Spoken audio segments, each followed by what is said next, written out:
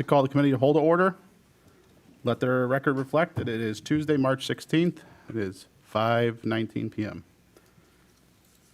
This meeting is being conducted pursuant to Governor Pritzker's Disaster Proclamation and Public Act 101-0640, which amends requirements of the Open Meetings Act due to COVID-19 pandemic. Pursuant to the same, the village board finds that it would be impractical to conduct an in-person meeting with all members present. I would ask at this time that the elected officials confirm that they can hear one another. President Vandenberg is absent. Clerk Therian, absent. Trustee Berg, absent. Trustee Brady?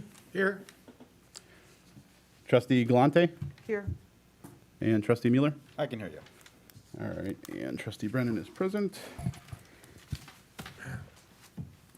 All the materials for this meeting are available on the village's website, and we recommend the members and the public follow the agenda as posted.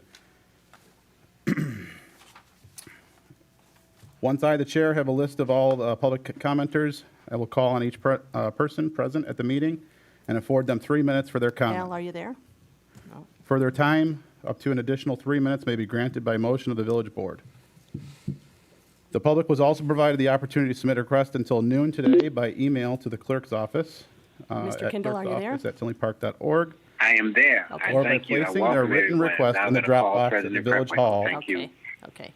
To Hold on one participate minute. publicly via live telephone call at the relevant portion of the public meeting. The public was provided opportunity to submit written comments. And finally, each vote taken in this meeting will be conducted by roll call vote. Laura, would you like to call the roll for this? Sure can. Thank you, sir. Trustee Berg? Absent. Trustee Brady? Here. Trustee Brennan? Here. Trustee Galante? Here. Trustee Glatz? Absent. Trustee Mueller? Here. President Vandenberg? Absent. We do have a quorum. Laura, are we live now? We are just getting started with the meeting here. If, Mr. Kindle, if you could let me know when President Preckwinkle's on the line.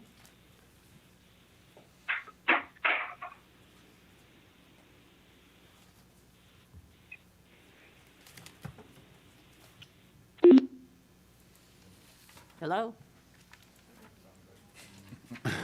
Hello?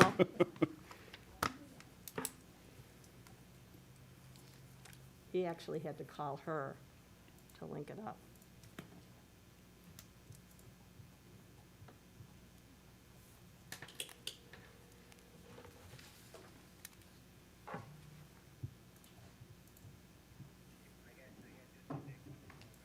Okay, thanks. He's coming back in.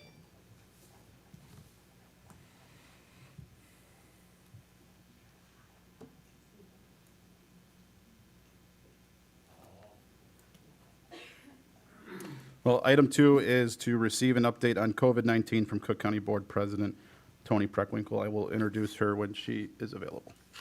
She should be coming any moment now. Brad, tell us about the history of Tinley Park while we're there.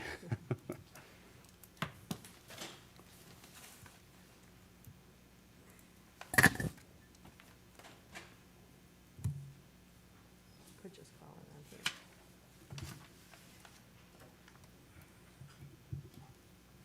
Oh, we picked up Bert. What's that? We picked up Bert.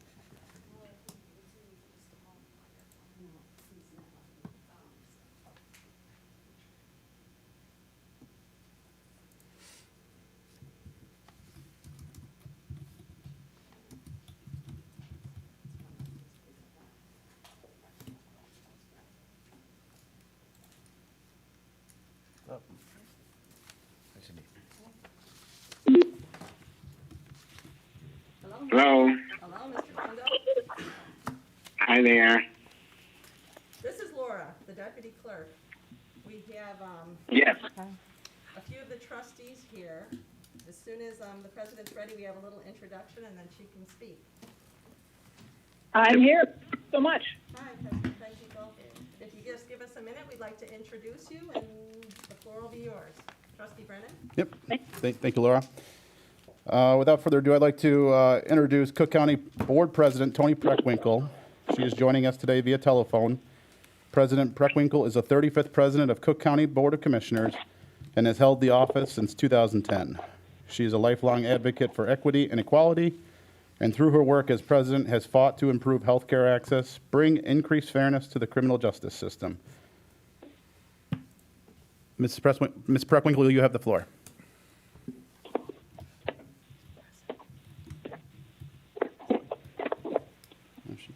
Can she hear me, Laura? You have the floor, President Franklin. Oh, thank you very much. Listen, I want to thank Mayor Vandenberg and all of the electeds in Tinley Park for inviting me this evening to just say a few words. And I want to kind of give you an update on what's going on in Cook County. Going back to the end of last year, we passed a balanced budget without any new taxes, and I know particularly property taxes are a concern in the Southland, and we did not raise taxes. And furthermore, we put together an equity fund in the midst of the pandemic to try to invest in public transit to serve the Southland, to invest in our vaccination program, to support economic development, small businesses, gig workers, rental assistance, mortgage assistance, and last but not least, to support our criminal justice reform initiatives, violence prevention, anti-recidivism, and restorative justice. So we balanced the budget and we put money aside for an equity fund. We're also now, of course, heavily focused on vaccinations. And as you're well aware, our first mass vaccination site was in Tinley Park at your convention center, our very first.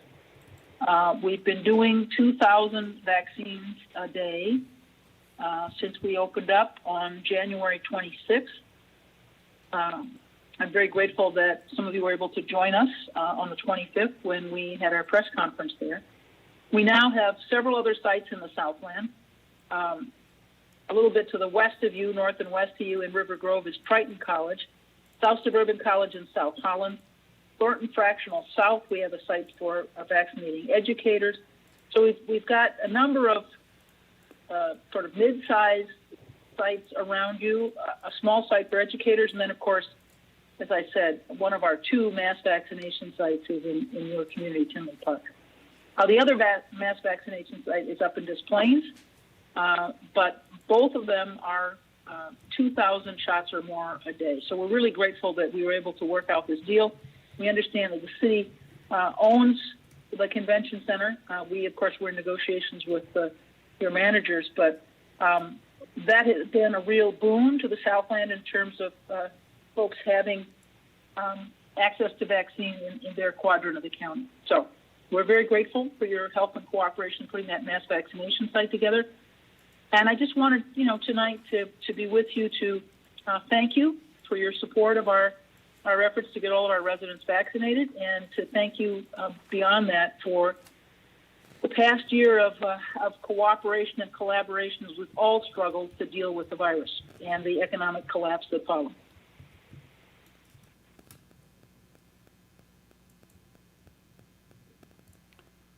Well, very good. Well, we appreciate everything you've done for Tinley Park, and appreciate you working with the managers getting that vaccination site up and running. Is there anything else that you wanted to add, or is there any other remarks you'd like to make? No, thank you, Mayor. I just really appreciate the opportunity to be with you tonight. As I said, to thank you for all the good work that you've done and your other electeds have done as we struggle to deal with the pandemic. Thank you so much. Well, thank you so much. We appreciate your time. Thank you. Thank you. All right, take care now. All right, bye-bye. Take care. Stay safe. Bye-bye.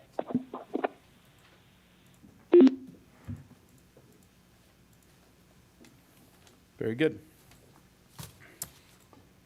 Well, let's get on with the excitement. I think item number 3, I'm going to turn this over to Mr. Andrew Brown. Review 2022 fiscal year budget.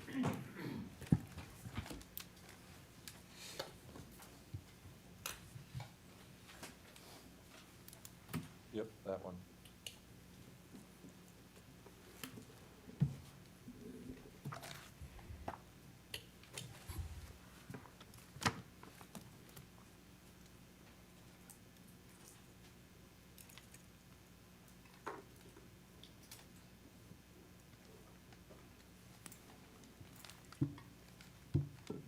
Fans?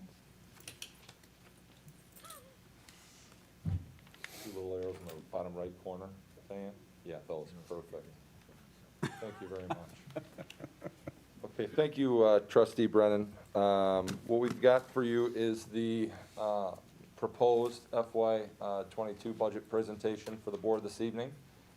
We're gonna go through a high-level overview of what we're proposing. And I will start off by going over some of our national and regional impactors over this past year, as well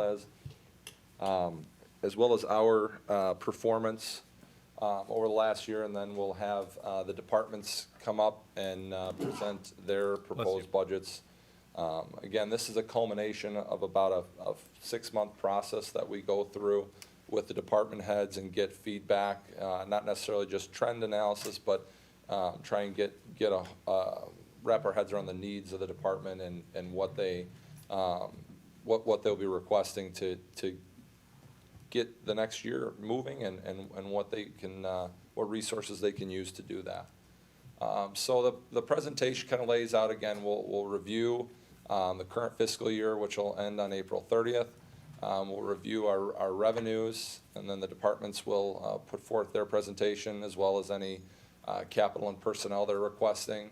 We'll also touch on the water and sewer fund with Public Works, and then we'll talk about what the next steps are as we look to complete the budget process here in Tinley Park this year. First and foremost, again, not news to anybody, we've been dealing with a pandemic. This pandemic will end up spanning 3 fiscal years for Tinley Park, as it kicked in about a year ago at this time, which was at the end of our fiscal year 2020 budget. It impacted us severely throughout the 21 budget. And as we move forward into the fiscal year 22 budget, the pandemic is unfortunately still the theme. The direction given from administration to the departments was to hold the line. I know we were here in May and June revising that fiscal year 21 spending plan so that we could put forth a sustainable plan to provide core services to the residents at Tinley Park and the businesses as well. And at that time, we severely reduced our capital as well as some operating expenses in anticipation of the revenue loss that we ended up experiencing. Again, that foundation for our departments and in our other funds to stay with that COVID reduced budget approach will again allow us to be sustainable until hopefully our revenues come back online. And again, the village board and staff were very proactive in combating what the anticipated revenue loss was, and I'll touch on that a little bit in a couple slides from now. And again, I think it's very important to reiterate that the departments did a great job of reducing their budgets while maintaining the core services to residents and businesses in Tinley Park. Some of the national indicators right now that we're seeing, unemployment is about 6.5% across the country, 7.5% in Illinois, and then in Tinley Park, it's about 7.1% in Cook County and 6.8% in Will County. And those numbers are as of December of 2020.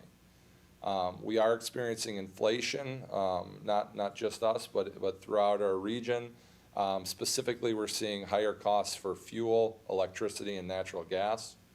And then recently, in the past week, President Biden has signed into law the American Rescue Plan Act of 2021, which is a $1.9 trillion stimulus plan that's focused at many areas, but more specifically for us, it's got us scheduled for some relief from the federal government. Right now, that plan is outlined, the way we would go about procuring the funds and how those funds could be used once we get them, and whether it would be on a reimbursement basis or a proactive basis, we're unaware, but staff is looking into that. So again, we wanted to let the board know that we are proactively looking at this, and we'll keep you guys up to date on what that actually means for us and when those dollars when they do become available to us. Talking about the where we were for fiscal year 21, the general fund is projected to come in under budget by about 4.35% in revenue, which is about a $2.51 million loss, or lost revenue. So that again is revenue we don't anticipate to be able to recuperate and would be very much attributed to the pandemic and its impact. Again, this is an all-in impact to the general fund revenue streams. There are other revenue streams that performed far less below than this 5% average, but we did have a few revenue streams that did outperform its original budgeted expectation. The general fund expenditures are projected to come in about 18.1% less than budget, or about $10.4 million. And I think this is the appropriate time to really, again, stress what the department heads, their supervisors and superintendents did to reduce their budgets on the fly early on in the fiscal year and stick to that plan throughout the year to really relieve some of the pressure that we could have sustained. I mean, you know, $10.4 million is a lot of resources across all our departments. And had we not been as proactive and committed to this approach, we could be in worse shape like some of the other communities throughout the state of Illinois and throughout the country who are living hand to mouth on stimulus money, on monies from FEMA. When we're not in that case, we were able to cut back our expenditures without impacting core services. And that's really something that should be celebrated and the staff should be recognized for. Again, as I spoke earlier on revenue loss, you know, again, we lost about $2.5 million all in, but underperforming revenues, again, revenues that didn't meet what we anticipated their budget to be, that shows more of a true COVID impact of about $3.2 million, and that's only in the general fund. And again here, with the expenditure reductions, this is based on the estimated actual of coming in to the original budget for the department, and these are highlighting the departments that were able to come in over 20% for the fiscal year.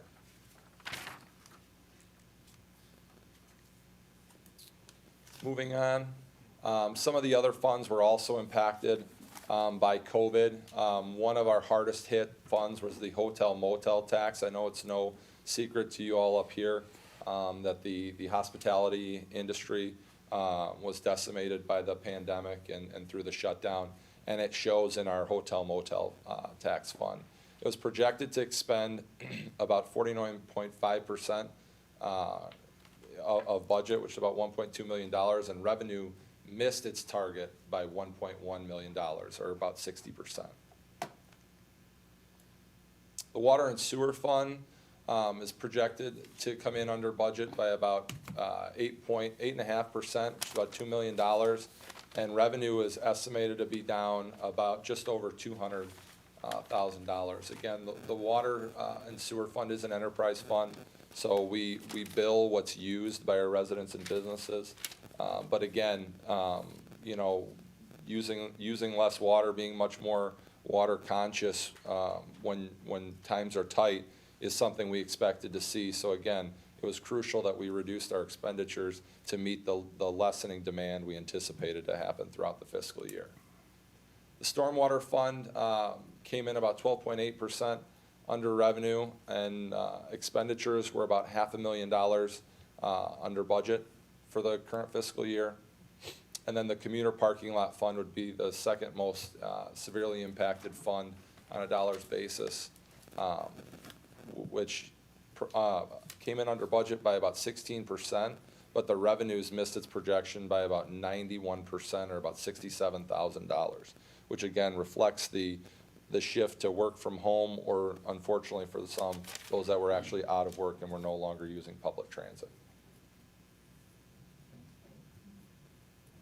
Moving on to the budget for 2022, we have four core revenue streams that really make up the lion's share of the general fund. In total, the general fund revenue is expected to be about $55 million for 22. That's down about 4.5% over the prior year, or about $2.6 million.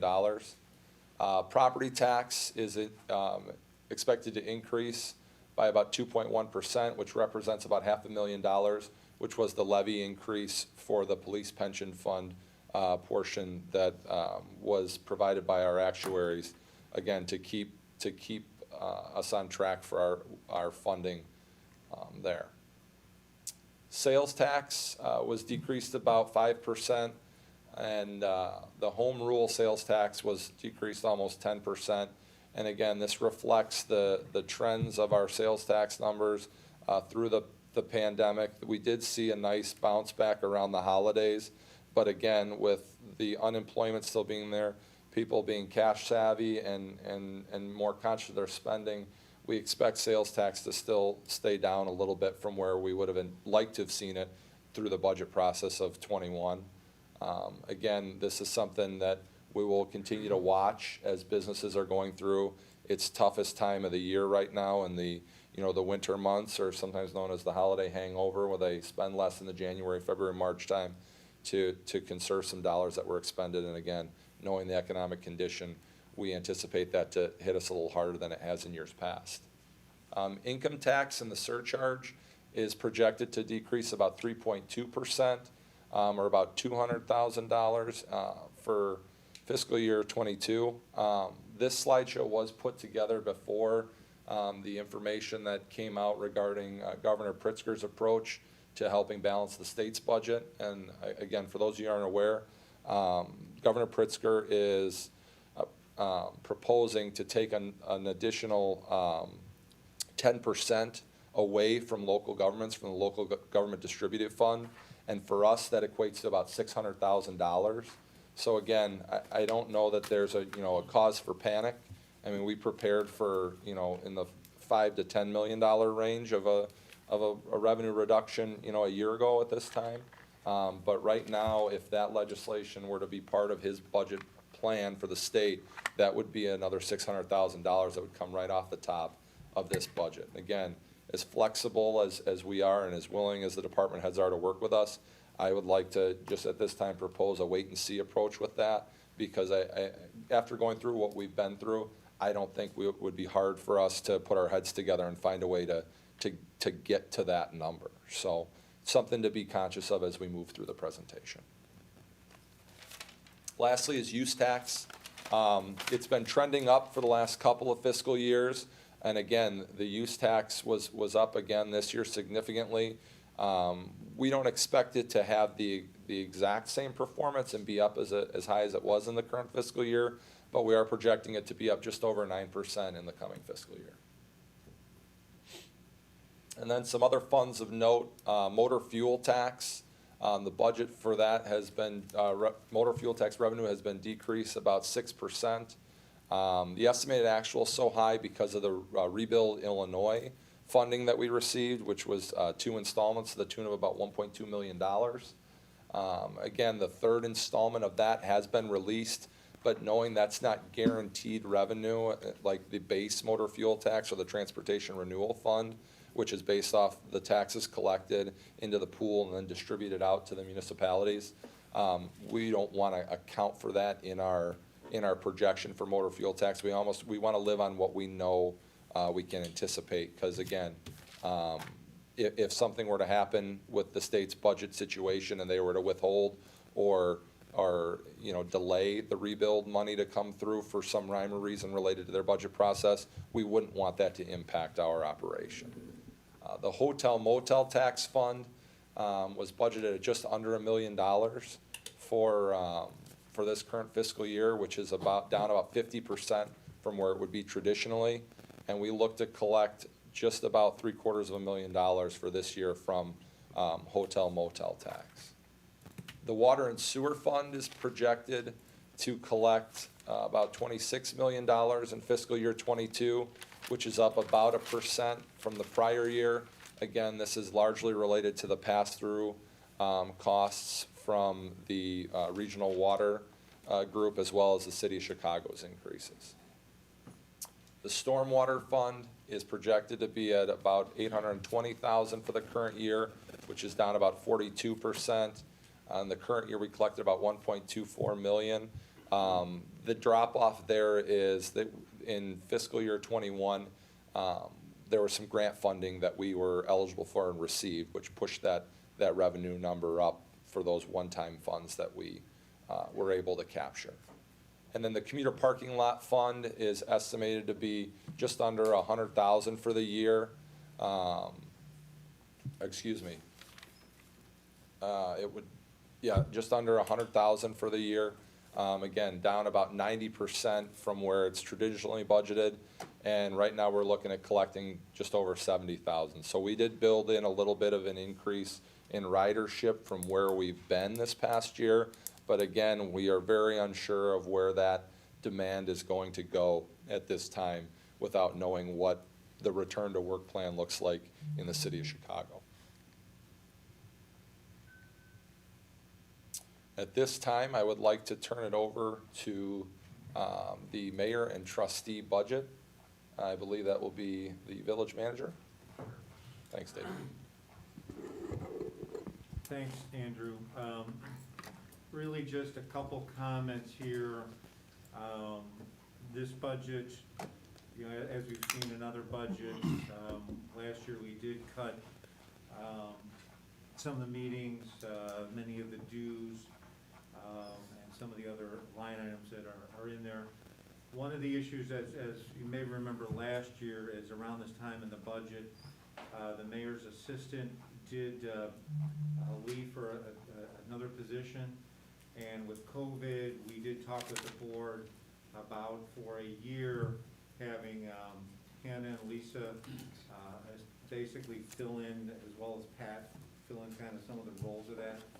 And Hannah and Lisa especially really have done an outstanding job in kind of going the extra effort in filling that in. Obviously, that's affected their workload also. So as we talked about last year, we have added that position back in. That's really the only major change to this budget. So. Are there any questions regarding the line items for the mayor and trustee budget? Seeing none. There was one entry for capital and personnel. That's the one that was. That's the one. Discussing, yeah, so. Fair enough. Yeah. We'll move on to the Office of the Village Manager's budget. This budget came in about 2.2% lower from the previous year, and the major reduction is from contractual services, about $23,000. Sure. Again, as with the elected officials' budget, there was some cuts made, contractual, reduced conferences. Some of the things that we do want to do this year, though, is, and you'll see this reflected in some of the budgets, is that we are moving towards more online payments for residents.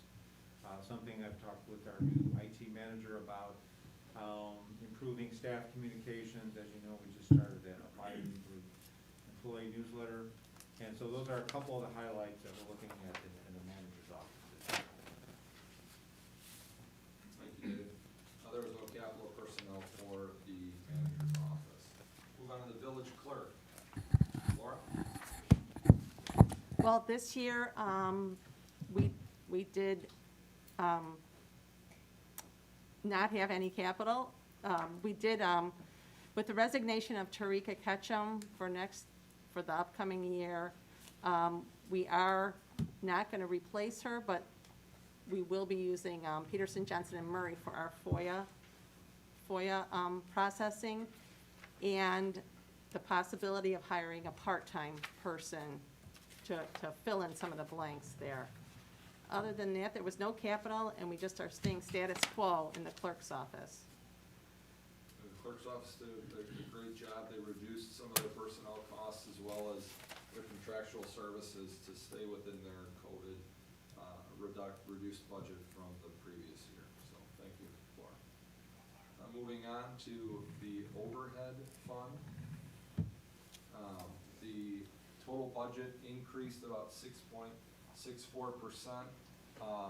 The lion's share of this was related to the insurance deductible and an increase in the budget for legal expenses.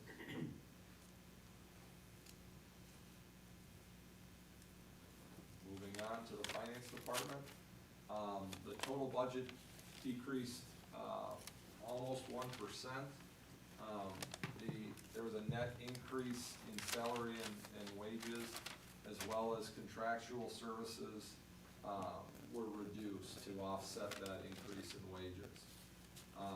Again, the finance department's gonna be looking to fill, one of the frozen, positions from COVID as we move forward. That was the retirement of a senior accountant, so we'll be looking to backfill that. And then, as well as we have, some capital this year.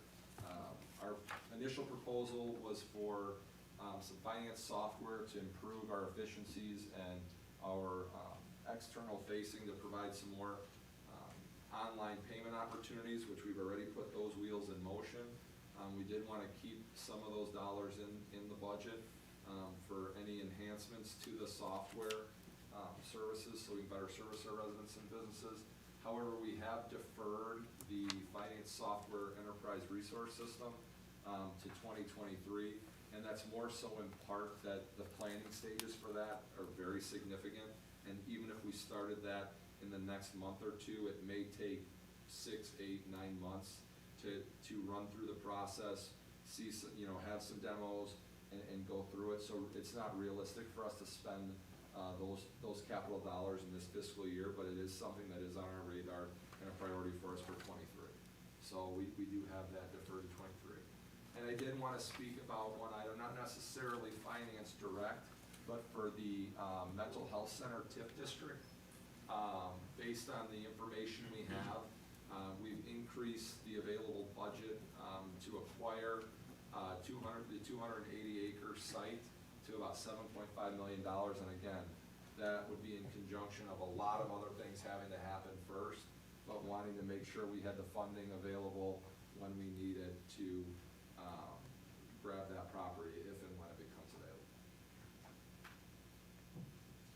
And then there were some other TIF expenditures that are in the capital that will be sought to move forward through the budget process. One is the Freedom Pond project, which is a carryover from the prior year, and then some incentives that were previously agreed upon for some of the projects currently going on in the downtown. Staff has deferred the Harmony Square development pieces. However, we have left in the acquisition of property in that area. But again, knowing that we've been trying to acquire this property for some time, we want to be prepared to be flexible enough to have the opportunity to purchase it. However, not owning it at this point, it's unlikely that we would be able to do the portion of the development again in this fiscal year without having the property. And then lastly, in the capital budget, we've got some of the Old Park Avenue Playbook grants slotted in there as well. Any questions on finance? Okay, moving on to the IT department. The total budget decreased just under 1%. And again, the decreases were in contractual services and some computer equipment.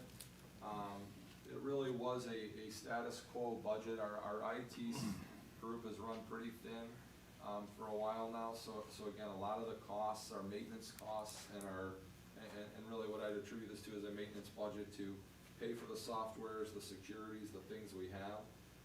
There are some additional items that we are asking for related to capital.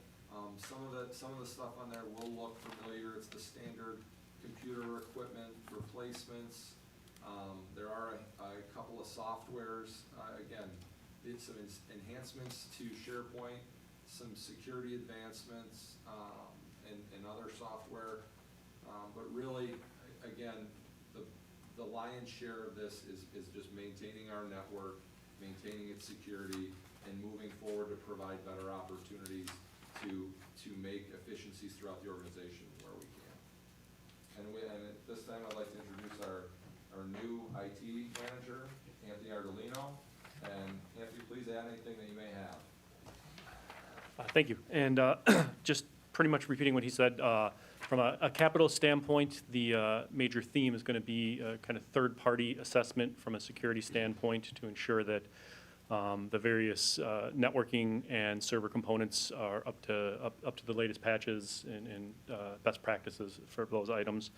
Another item worth note in there as well is the fire equipment, IT equipment in the trucks and the engines are due to an upgrade, so that'll be assessed as well as to whether, what type of hardware that needs to be replaced with. Other than that, it's pretty much what Andrea had said there.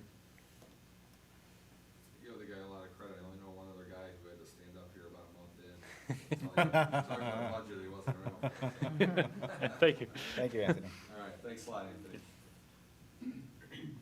Moving on to the police department. We've got a total budget decrease of about 6%, or just over $1 million. A major reduction was we are not budgeting for a music theater season this year.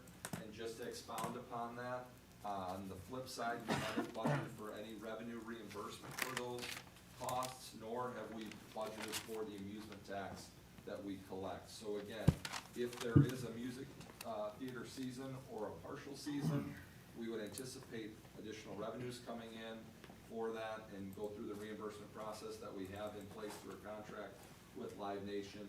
So again, this is more of a proactive measure that we don't want to put the cart before the horse, not knowing what's going to happen. And should a season come about, we would be able to fund that without any additional resources outside of what has funded that program in the past. And Dave, Live Nation's canceled the season, I thought. Is that correct? What they said is that at this point, they do not expect to have concerts. Okay. So that's the way they There's phrased a it. little wiggle room, you know, Okay. and a lot of it just obviously depends on the artists themselves too, so, but the latest we had 2 weeks ago, that's what they're told at this point. They don't expect to have it, so, Makes sense. yeah. The police department initially asked for three additional officers. Where we stand right now is we are backfilling all of the retirements that we can so that we stay at the manning number that we currently have. So again, this ask would have been an additional 3 officers, not a replacement number. So just as a point of clarification, staff is working to replace each officer that retires as they come due. And again, aware of the situation that we do not have access to send folks to the academies. A lot of the villages and towns across our state are struggling in the same manner of being able to find officers to fill those retirement vacancies. Again, the police department and staff are working hard to make sure we fill those vacancies as soon as possible. And then lastly here, we've got some capital approved for the police department. Again, some vehicles in there that need to be replaced, as well as some other equipment, some portable speed cameras for certain areas of town that can be used, as well as some upgrades for the e-ticketing system that's going into effect, and then the software that goes with that allows the ticketing to work, what would be, I guess, fluently between the county and Tinley Park. Yeah, hang on one second. Darren, is that mandatory this year, though? Wasn't We pushed it off with all the COVID stuff. Okay. It was supposed to start in 2021, but we believe that they're gonna give us an extension for 2022. Okay, okay. All right, very good. I remember we talked about that, and the only thing that I'll add to, I'm sorry, Angie, go ahead and finish your statement. The only thing that I'll add is that I noticed in this budget packet is that there was some expenditures for our shooting range. And I'm trying to find the exact line item here. It's like the 4th one, second. Surveillance cameras you're talking about? Page 92, Bill. What's that? Page 92, it breaks it down. Portable target system for the shooting range, is that what you're looking for? If you're on the email that Andrew sent us, it's on page 92. Yeah, under IT-related requests, and then it's under police as well up top. There's the surveillance cameras for the shooting range, and then, is that what you're looking at, Bill, or are you looking for the? No, it was the sound barriers, the acoustic stuff. Yeah, okay. You wanna take a look, John, since you got it? Hold on one second, trustee Ben, we'll Sure. figure out which part of the capital budget that is. I think John's on it, but that's municipal building. It's a municipal building. All right. Do you wanna address it now, or do you wanna wait till we get? We can wait till then. Alright. I was just wondering if we can move some funds over there because of the discussions that we're, you know, having right now as far as, you know, property goes, so. Sure. I just didn't know if it made sense to be throwing money at, you know, that building with, given the discussions that we've had around other properties, so. You know, and I think it was like 130,000 or something, so. But yeah, no, so go ahead. Okay. Put a note on that, just because you're gonna know more about it than I will. Are you done with it, Andrew? Because I have a You have a question. question? Yeah, Yes. sure, go ahead, trustee Lots, apologize. I have the list for the vehicles. Which ones, Darren, are we looking at which four are we looking at replacing? I don't have the exact vehicles in front of me, but they're all based on Danny Quinn's recommendation from the garage. Yeah, it looks like, it's in red. Looks like 4M, which is the one we use for part-timers, right? Or it would be one of the community service vehicles, yes. Yep. And then there's only one other one that's at 30. Some of these I think are right there, and if you look at the cost of the maintenance, just because it's, a lot of this equation is based on years too, which plays a role into it. And if we're not spending money in some of these, I think we need to reevaluate the way we purchase some of these vehicles. I mean, just because it hits a certain year or it hits that criteria, it's not all based on the vehicle itself having problems or something. I mean, well, it's 7 years old, it gets X amount of points. You know, it hit this, so it gets X amount of points. I think there's parts of this criteria that bump it up that I don't think we should be taking into consideration. And it looks like the part-timer one looks like it's there. The other ones, they look like they're right there, especially with the budget. I think there's other things within the budget, like what Bill was just asking to appropriate money. I would strongly recommend we only replace one of them. Obviously, get the 4 new ones because you're using them for new officers and stuff. Trustee that- Wilson. Yeah, go ahead. Just to reiterate on these purchases, typically, the scoring is based on, replacing a vehicle that shows for the scoring to be lower, but it's not a direct replacement. A lot of times, and I think the police department can, respond on this if I'm incorrect, but typically it's, that scale goes all the way up to the first responding vehicles, and then they work their way down, kind of a hand-me-down process. So a part-time vehicle isn't gonna get replaced with a brand-new vehicle. That part-time vehicle will be replaced with a less used vehicle, and then work its way up to, a typical responding officer will be getting the newest vehicle. No, yeah, I and then understand. work There'll just their be a way down. trickle down, so Correct. that one will get dumped, and let's just say Darren has one that's right there on the cusp, they would just shift that down and then give however they Exactly. appropriate the vehicles to their officers. No, I understand. Because we did talk, Dave, how come we never brought that to Cal? I thought we were gonna bring, discussing the enterprise program that, Pat and John and, Steve were talking with them. We were supposed to bring that to Cal, and you never brought that. Yeah, we've got that scheduled, I think, for the April meeting. We've been just trying to get the numbers tightened up. We've had several meetings. I think we've got one more meeting with them scheduled All right. next week or so, right? Yeah, we've been doing that for, what do you guys, 4 or 5 months. I would've did that before we got into replacing vehicles, because that enterprise program with certain departments and vehicles, I mean, it's, from what I see on the surface, obviously there's more to it.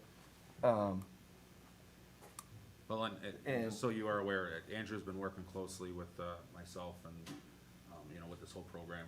We're currently allocating the funds for purchase if something falls out with this program, but it is our intent, if the program proves to work for us, we will just utilize the funding that was allocated for the purchase in comparison to the program. Yeah, it's just the one thing we have to break down. Is it cost-effective using them for the police department?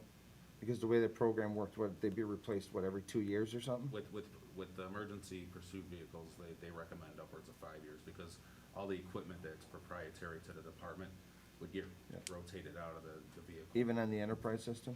Yes. Okay. And then we wouldn't even have that problem. It would be a set, you know what your value is gonna be, and we wouldn't be going through, you know, all these, well, what, it loses 2 points because it has a rust spot on it, or, No, it'll be, more than likely, you'll see in that committee meeting, that'll be our recommendation that we start with a pilot program and then expand from, depending on how that pilot program proves.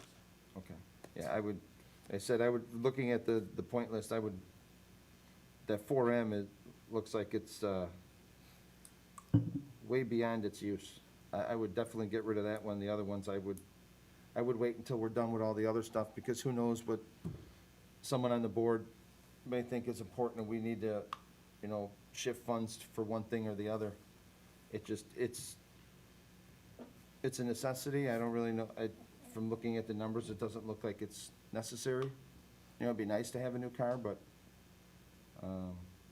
so I would recommend we hold off on that until we figure out what you're doing with your enterprise. Can I ask a question? Yes. I mean, this is the same process you used in the Public Works for rating? All Oh, vehicles. Everything is the same? Other I mean, than, other than fire apparatus. And we've been doing that for quite a while, and you've proven that that's the correct criteria from what I saw. So the You guys program showed it. was adopted from some of the peer fleet service communities and a fleet management organization that the head mechanic is part of. So when they first implemented this, you know, they went to a couple conferences and talked to their peers and came up with the scoring system that was based on the foundation that was created elsewhere. I mean, I'm The not, numbers were established based on recommendation, and then the benchmarks were per board approval. So, you know, right now, I think we have a replacement score of somewhere in the range of 30, which 28 is to where it's 30. highly recommended. And then without having a book in front of me, I think that's where it's at. Those numbers were based on the aesthetic and operational preference of the board at the time. So if the board would prefer to adjust that, where we have vehicles that are shown to be slightly more used, with, you know, more maintenance requirements, we can slide that scale up to, you know, 35. But it's all scalable based on the, you know, the service levels that the board requests. and the best, and history, I mean, this is the last place I would like to cut out vehicles, is the maintenance of our police vehicles, I guess. I would rather hold on to those and make sure that they have vehicles that are gonna work, based on your criteria. Now, I don't know if you're judging it on things outside of maintenance.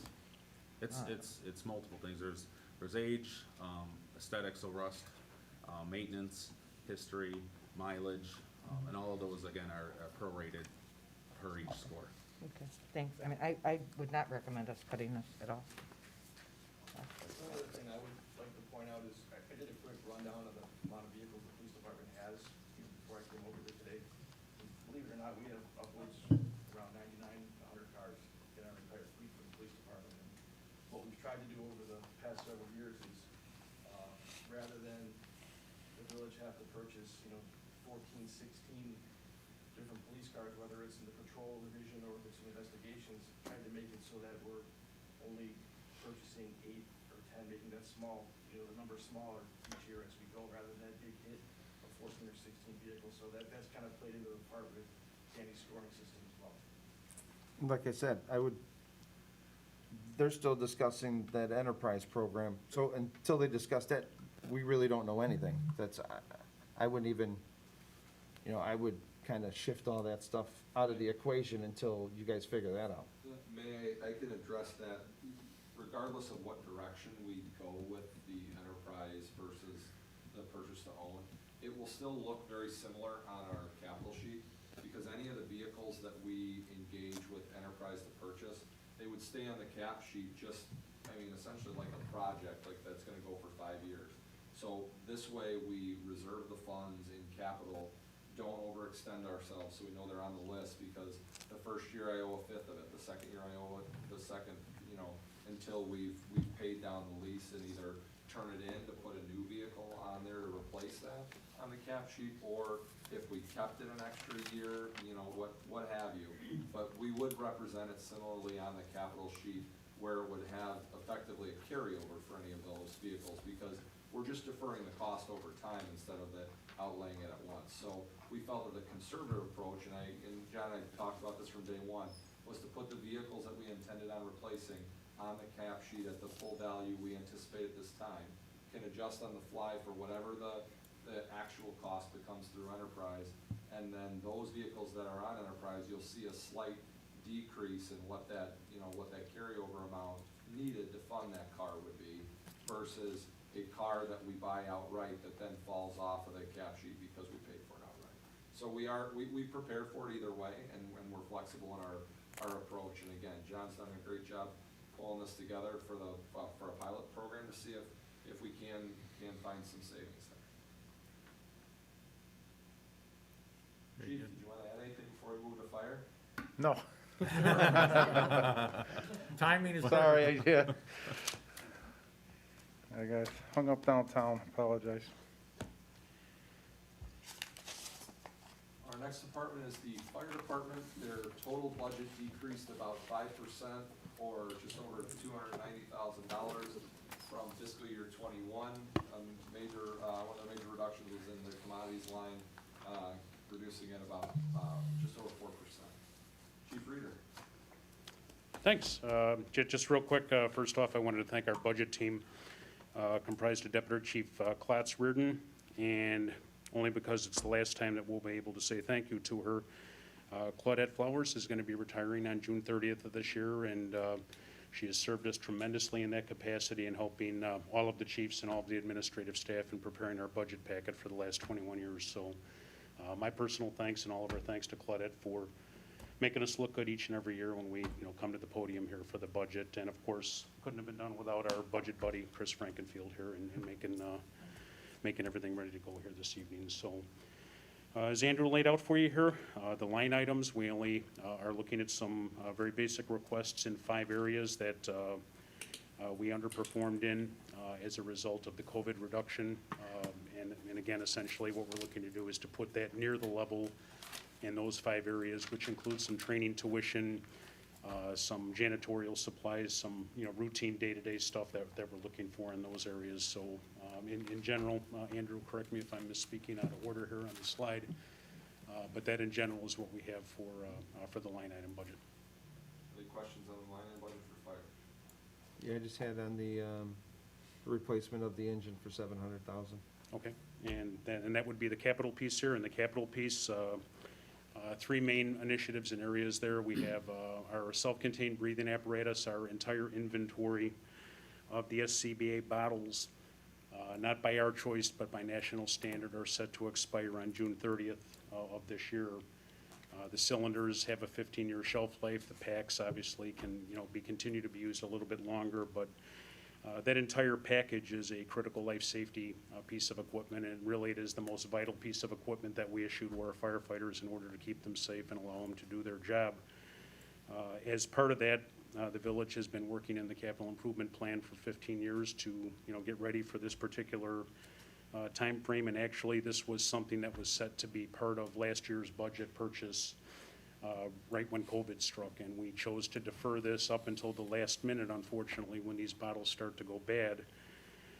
It is our hope that a grant that we applied through the United States Fire Administration called the Assistance to Firefighter Grant Program will fund 80% of this program for us, but unfortunately that's us with a whole bunch of other fire departments around the country that are vying for the same pool of money for that SCBA fleet. So that's why on the diagram there you see 2 separate items there, correct, Andrew, that we've got money set aside if we don't get the grant, and then obviously if we do get the grant, we have a portion that we have to submit to cover our portion of the balance there for the SCBA.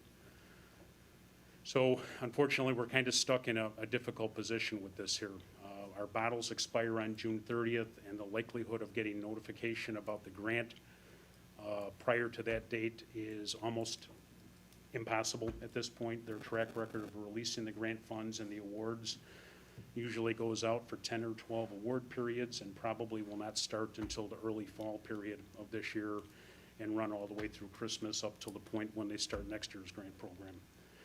So the question I can't get answered for you right now is if we were to purchase the entire air pack ensemble, and then if we do receive the grant, be able to essentially pay ourselves back for it. I believe from what my contacts have given me the information that that doesn't really demonstrate a true financial need, which we are trying to qualify for the grant. However, because the bottles themselves are set to expire on June 30th of this year, because we have no choice other than to purchase those bottles and get that portion of the program up and going, we would be able to, to reimburse ourselves or pay ourselves back for that portion of the grant. So we're kind of stuck in the middle, and I was hoping I'd be able to give you better information, but we're kind of at the mercy of the government in responding to our inquiries on that and setting up a better timetable for when that grant information is going to become available for us. Chief, do you, is the grant, because we can buy the packs and the bottles separately, correct? Correct. We can purchase the bottles, which is the urgency now, and then further into the year, whether we receive the grant or not. But again, that's the question, Trustee Brennan, that I can't answer, if we would be eligible to use the grant funds. If we don't buy the in packs at the arrears, same I time? guess, a little bit later, so. Okay. So would we be eligible for the grant still if we purchased them separate, I guess is my question is. If we bought That this- again, I don't have a good answer for you that, because that isn't within the confines of the rule packet that I have right now. Okay. And you probably wouldn't recommend purchasing separate because of functionality, or is Well, it? I think unfortunately, at this point, we might be forced to purchase the bottles now. Okay. Because of the time frame there, unless, we purchase, the entire ensemble, and then we're willing to take the reimbursement of just the bottles as part of that. So, unfortunately, I can't give you a complete answer on that because we just don't know what the assessment by the grant reviewers is going to give us in terms of the dollars that are available there. Very good. So best case scenario, purchase the entire ensemble now as soon as possible so that we've got the pack and the bottle and everything ready to go. And we'll deal with what comes out of the grant a little bit, later into the year. Again, there's no guarantee that we get any dollars at all. Right. As part of that process. Very good. Okay.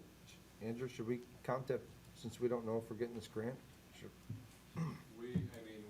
We're prepared to follow the board's direction and Chief Reader's proposal based on what we have at that time. I think right now, this is how we've held it for the past 2 fiscal years, but if we did not get the grant, we would have the ability, cash flow wise, to do it. However, again, knowing that we're still pretty tight on cash flow, again, it's something I think we should work through as we get closer to that date. What's the lead time on the bottles? The bottles, potentially, we could get within the time frame that we have from May 1 until June 30th. So the bottles could be received in time, provided we make some allowances for, some additional add-ons with the pack feature a little bit later. This may be a good item for the chief and I to work together between now and April 13th and come back to the board with kind of a full solution, and it also buys a little time to push some folks over to the grant offices to let them know we're really in a Correct. bind because of the date, and see if we can't find a way to, to find a contact to either get a definitive answer. I mean, really, because at the end of the day, that's what we need. But if we find someone willing to give us a definitive answer, we can also make a pitch at them too and say, hey, we really need this to get this done, so. Yeah, because it's not budgeted as it sits now, correct? It's It's a carryover. It is a carryover, so it is budgeted, but we have been carrying the grant with it. So I think this is a good one for the chief and I to put our heads together on and see where we land, and we can communicate with the board even ahead of April 13th on where we're headed, so you're prepared at that meeting, that it doesn't have to be a back and forth into information. So that would be my proposed course on this, but again, we'll Okay, and then Chief, the engine replacement, Yes, sir. the one that you want to replace, how often is that in service? Well, that is a frontline engine, so that is the engine that's assigned to Station 49 on 191st Street, which means any call for service, that's the engine that is primarily used. I would probably guess over the last 2 years, that engine has been out of service probably in excess of 90-plus days. Since 2007, when it originally was purchased, we've got almost $300,000 in repairs on that particular unit compared to, I can't compare it to any other engine because nothing else that we own in our fleet has got anywhere near that amount of A, mileage, but B, major repairs that have had to been done on that particular unit and that particular vehicle. Unfortunately, the problem we have with it, it currently sits in service, but the next failure we have or the next problem we have with it, it forces us to take one of our reserve vehicles, which both of them are 21 years old, and neither of those reserve vehicles have airbags, they don't have rollover protection systems, they don't have the advanced warning light systems, they don't have air conditioning, and they themselves are 21 and 22 years old. That really put our firefighters in a, not the safest, compared to the rest of our fleet, especially for a vehicle that has a primary response area of I-80, the I-80 and 57 intersection areas, and really a high mileage still district that particular unit has to get out and respond to.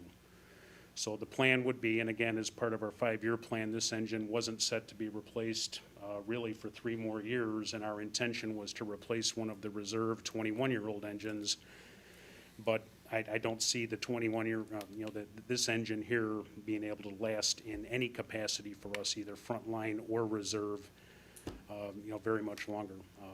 Just as I mentioned earlier in some exchanges with us today, the last 2 years, we've spent over $40,000 in repairs, and that includes a new pump, a new motor, frame rail repairs. Just a tremendous amount of things have had to be repaired on this particular vehicle.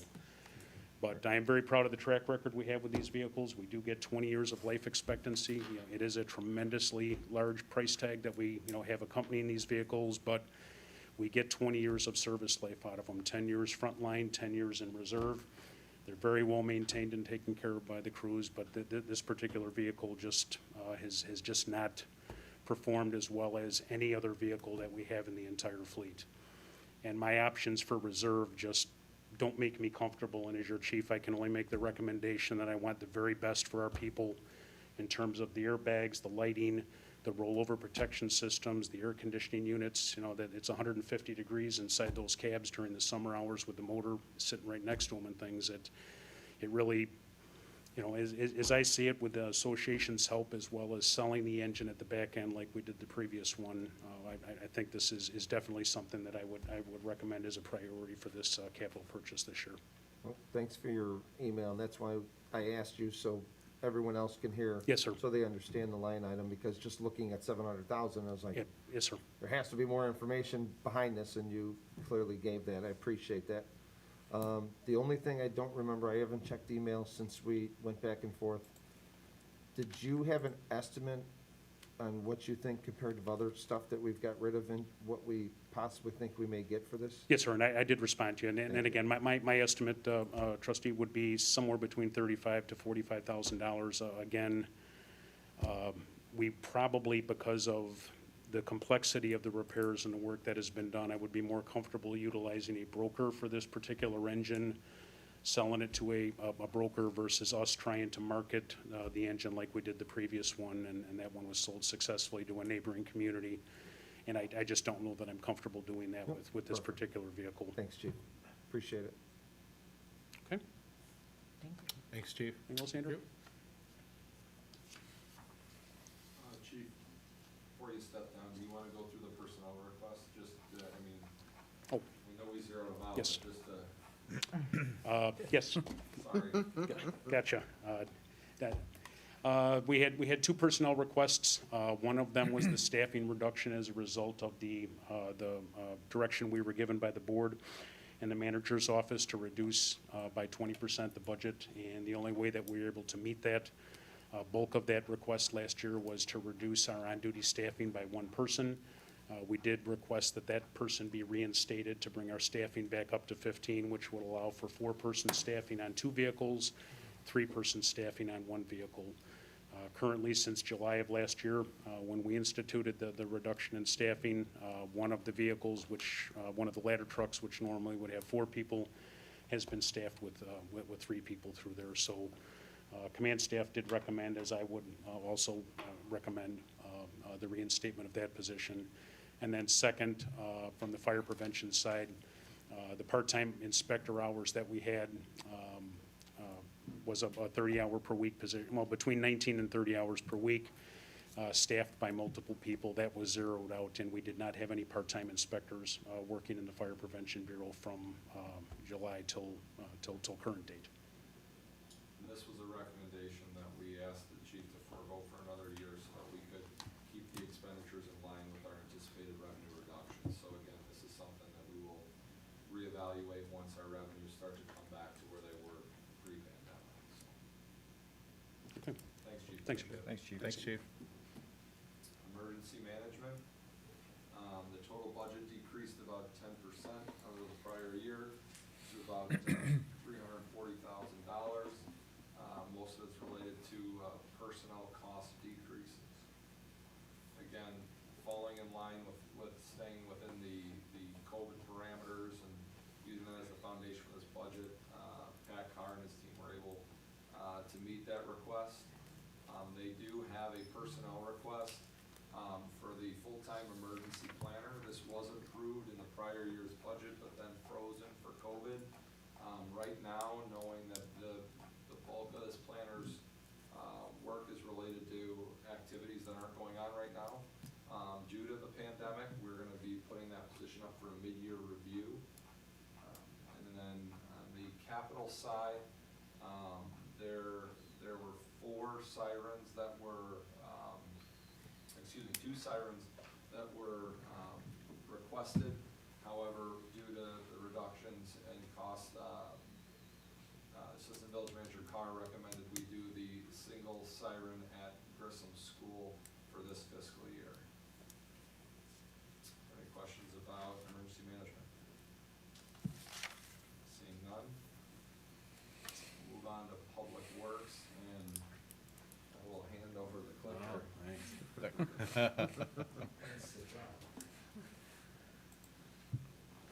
All right, as you can tell, we have, our total budget was decreased by 1.11 mil from FY '21.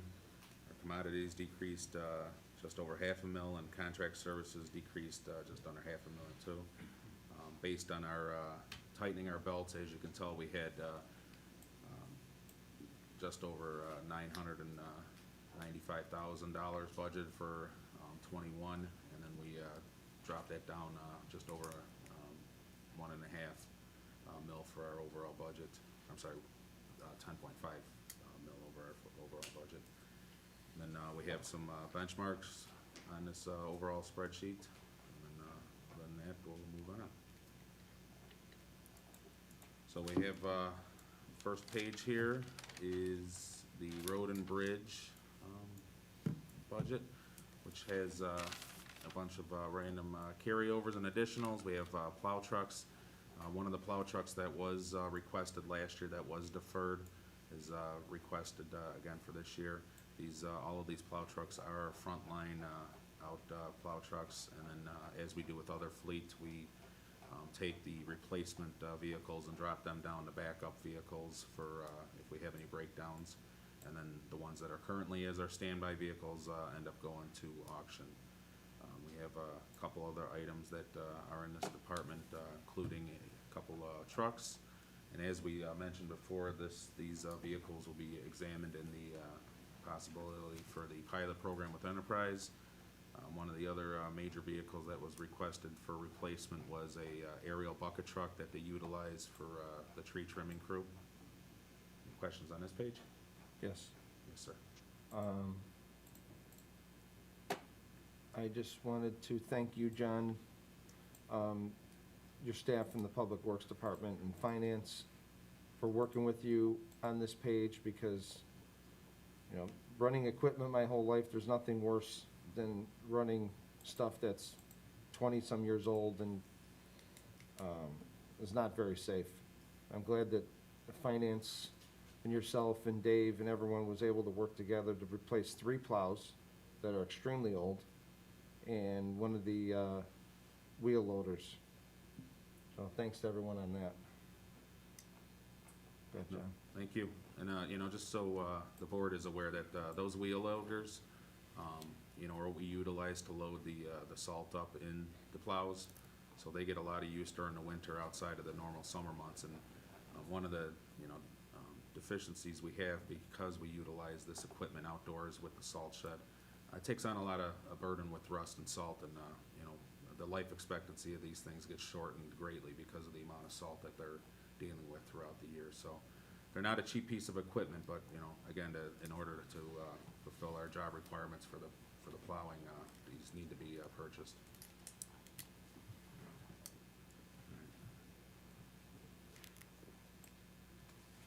All right, we had a few employee requests.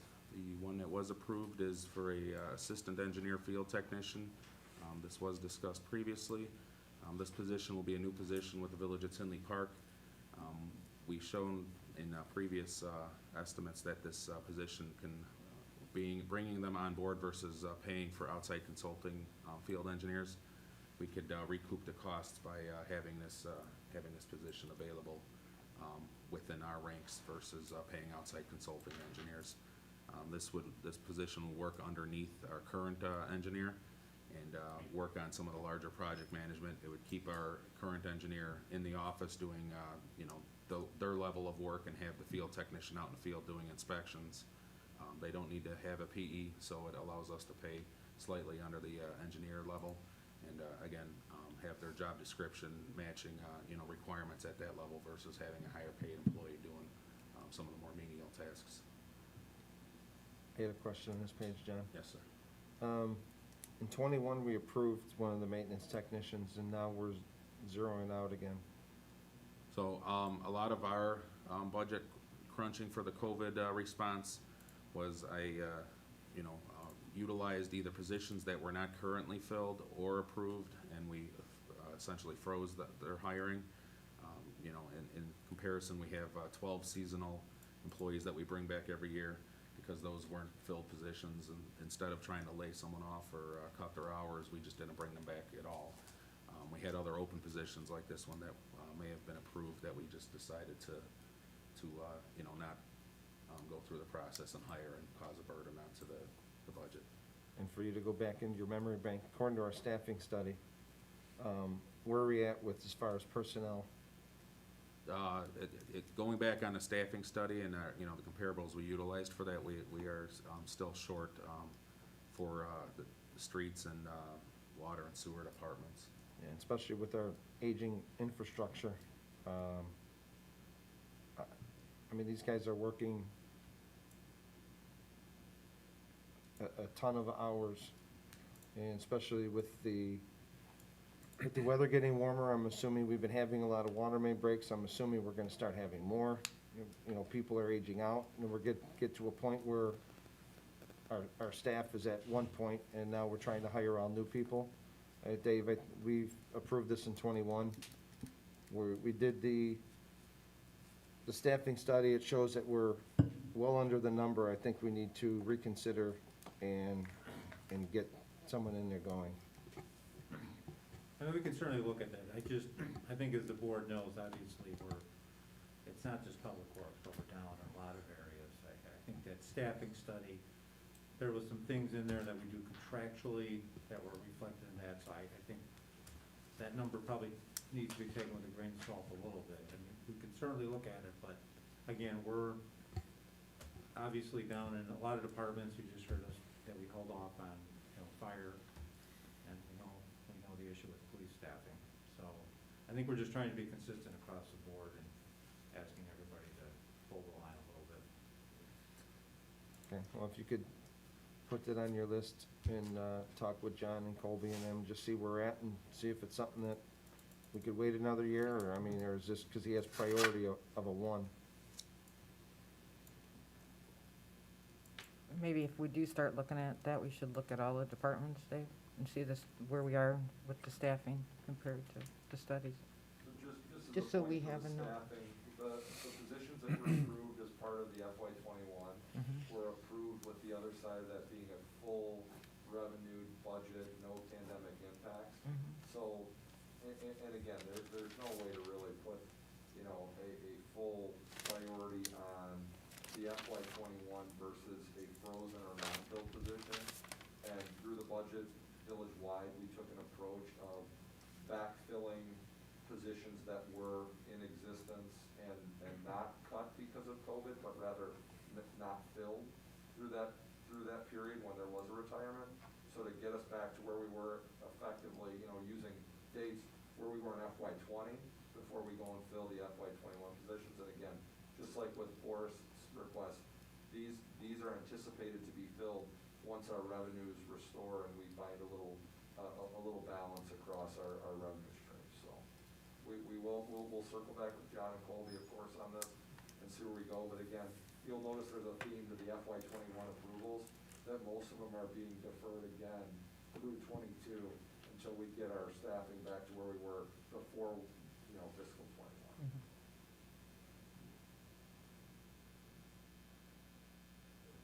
Any other questions on this?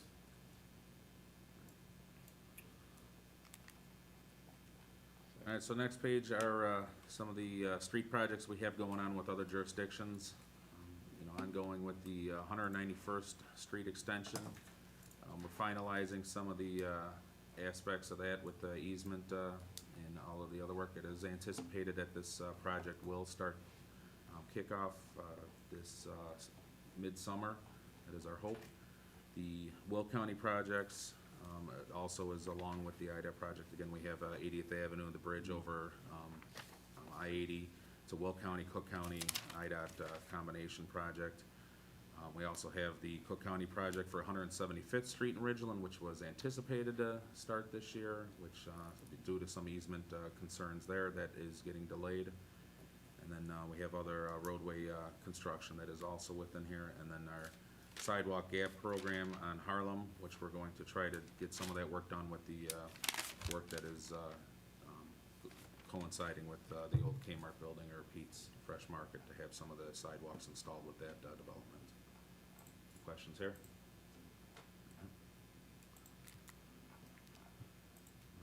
Additional projects are some bike path extensions, and then the big one on this page will be our PMP program, pavement management program. We have $2.5 million in this year's capital request available. We have design engineering at $300,000, and then some of the Cook County commitment that Andrew previously spoke of. Some of that is going to be put towards this at a total project value of $2.8 million.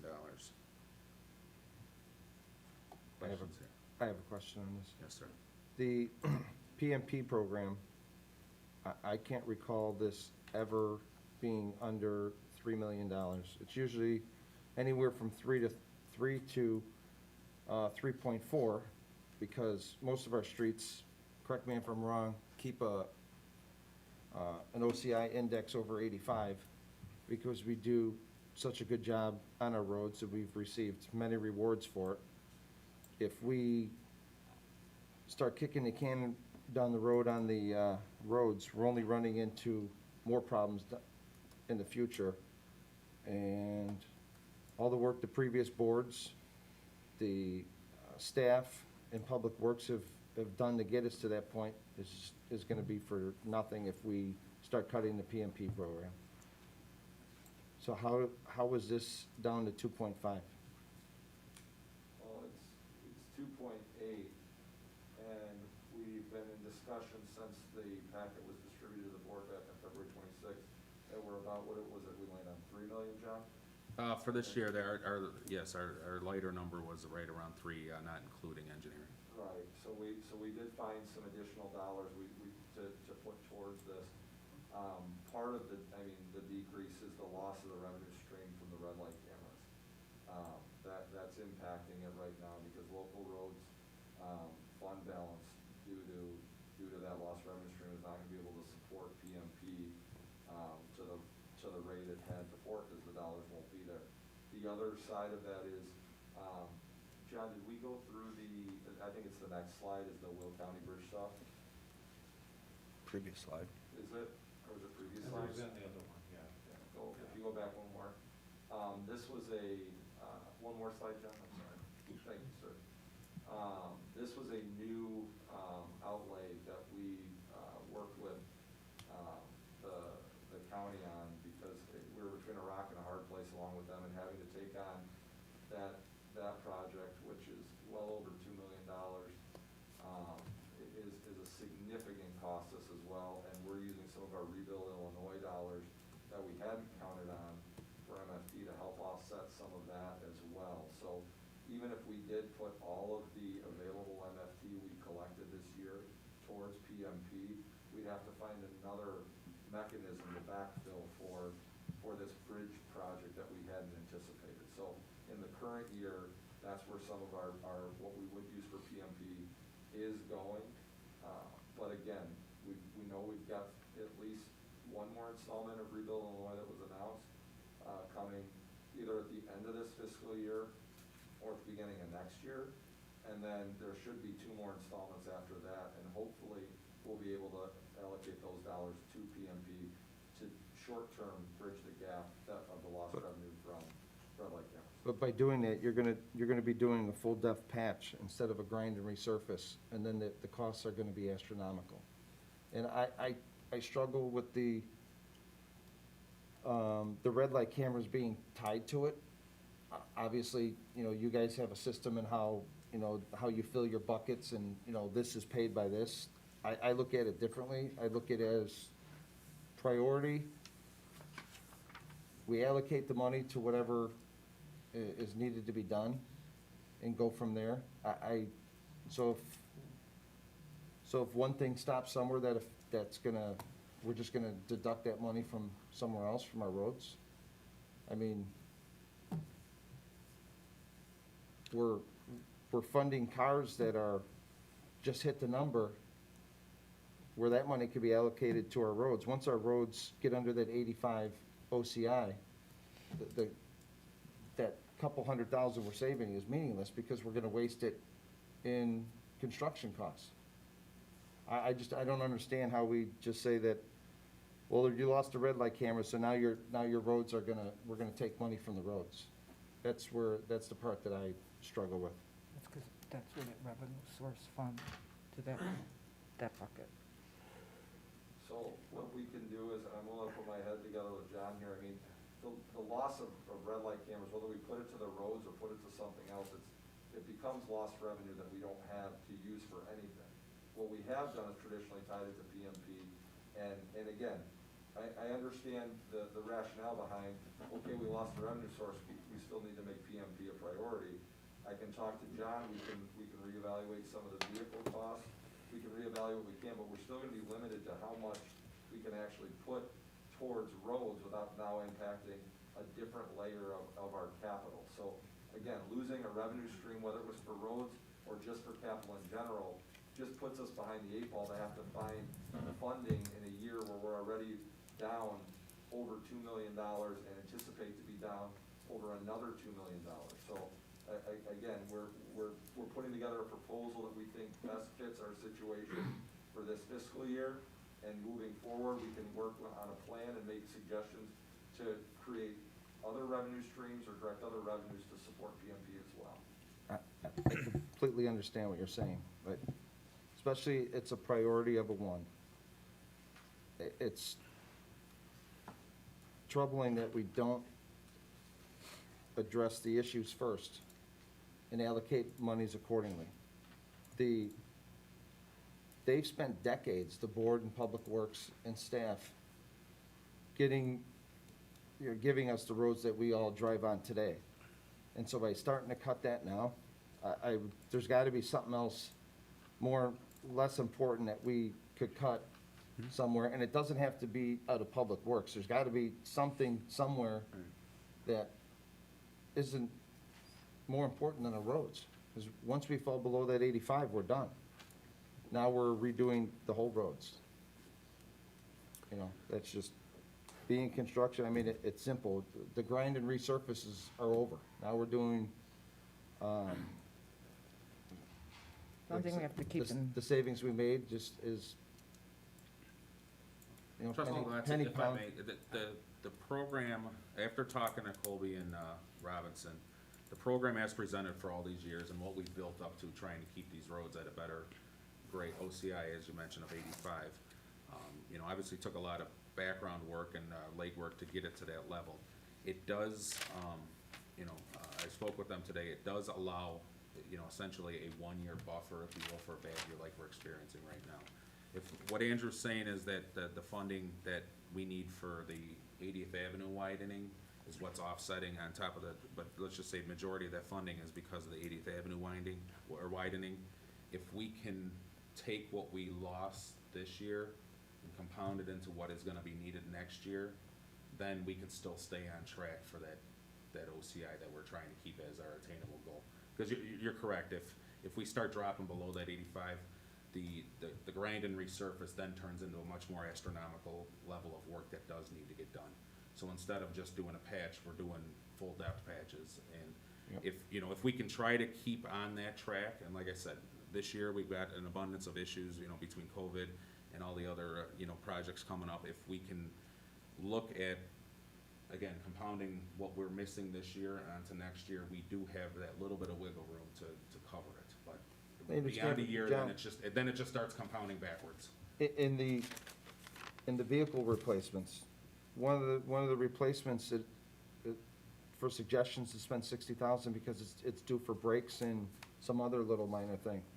I'd rather spend the $300 and give it a set of brakes and take that 60,000 and put it to the roads that we drive on, and instead of it's.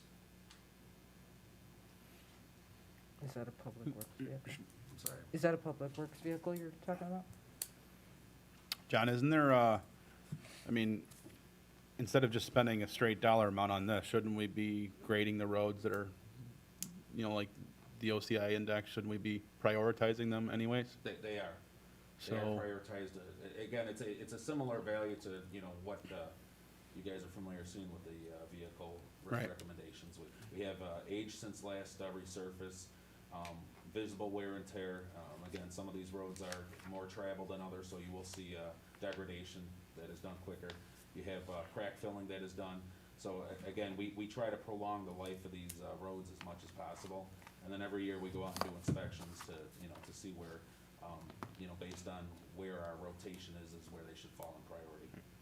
so what's the last 5 years of, I mean, has it been 3 million for the last 5 years? Typically, based on, you know, the recommendations, and again, this is another number that was presented and recommended by the board, which was 85 of an OCI.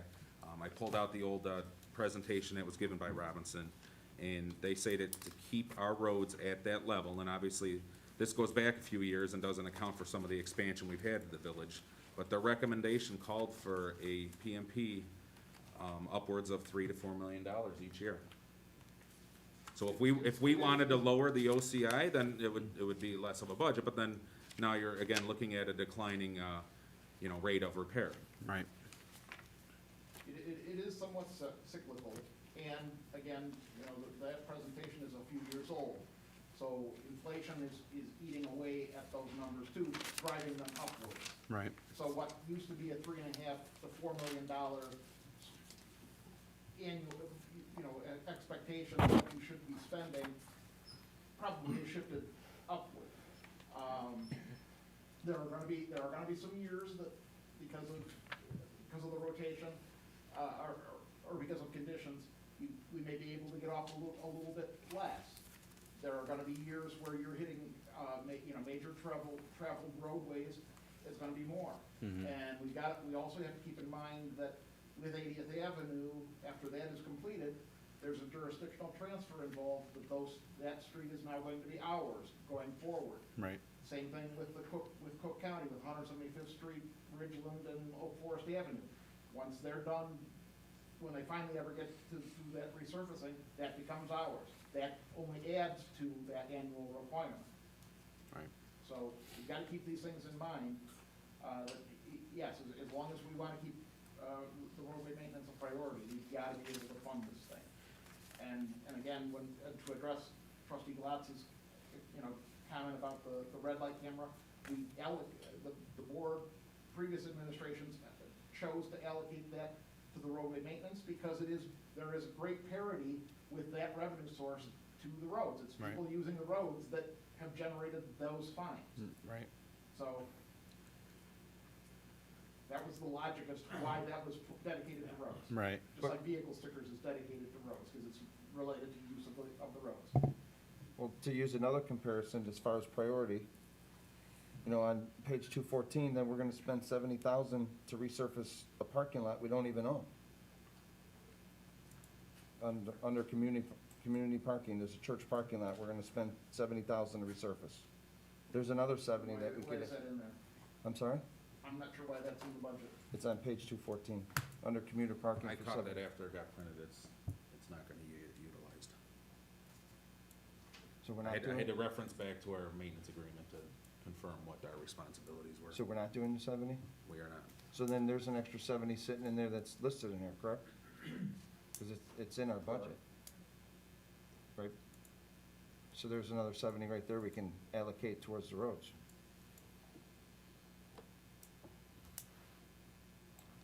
Driving the roads every day, I mean, that's, Yeah. you gotta choose your priorities. I reiterate again, trustee Voss, once we finish the budget presentation and get all the direction from the board and we can look at this macro, John and I can sit down and figure out where we've got reductions and where we've got space to put some more money towards the roads. Again, this document as a whole is our first blush proposal after going through all of these with all the department heads. This wasn't done in a vacuum. This, again, John and Colby and I have been talking about the roads for, it feels like 12 months now, because it has been 12 months, with making sure we allocate the right number to it. And we've been in contact with Van and with Chris King over at Robinson to see what we can do. And again, as you see here, the initial proposal is about 2.8. We squeeze another 200,000 out of it. The number's at 3 million right now. And again, we're living in a world where we're operating at a reduced capacity to ensure sustainability. This isn't, unfortunately, a year where we're going to have a significant surplus in 22 to move over and be able to do the things we normally have. I mean, right now our hands are tied to a bit because there is still an unknown, as I spoke about earlier, not knowing, what businesses may or may not be around in April and May because they're still in that tough portion of the year. So again, when some of our revenue streams improve back to where we would have liked them to be this past fiscal year, I think we get right back on track with that. And we are anticipating, coming out of this to a certain degree during 22. We're seeing some good signs, but again, it's the unknown. If I had a crystal ball, I could tell you exactly how much we could put towards roads in 23 and 24 and 25, and it may end the conversation. But right now, we've got to be conservative in our approach, I think, is our most fiscally responsible way to proceed with this budget year. Should have put that money in GameStop. John? Yes, sir.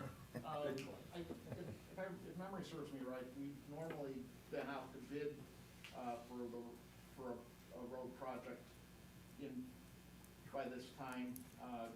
We generally have targeted to try to get out there in front of the state bidding cycle, which has afforded us better pricing.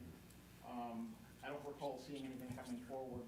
That also has helped us in budgeting too, is, we've gotten favorable pricing and it's been able to allow us to have a little more flexibility. Where are we at with that? So I actually spoke with Colby on that this morning. It was his intent to get that on the upcoming board agenda in Cal.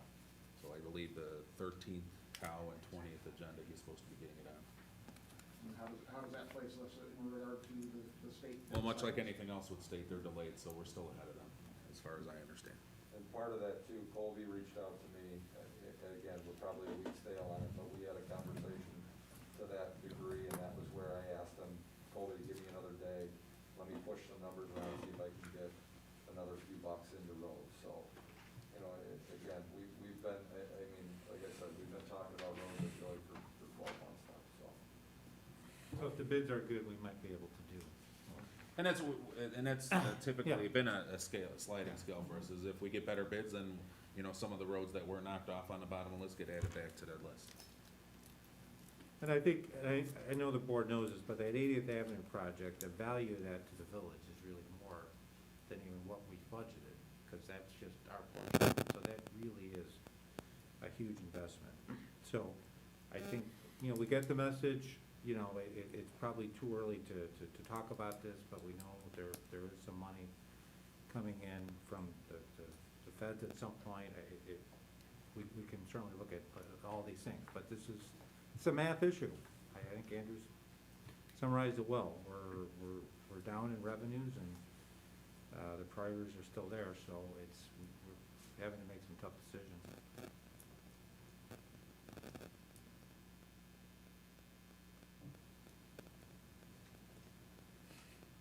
Any other questions?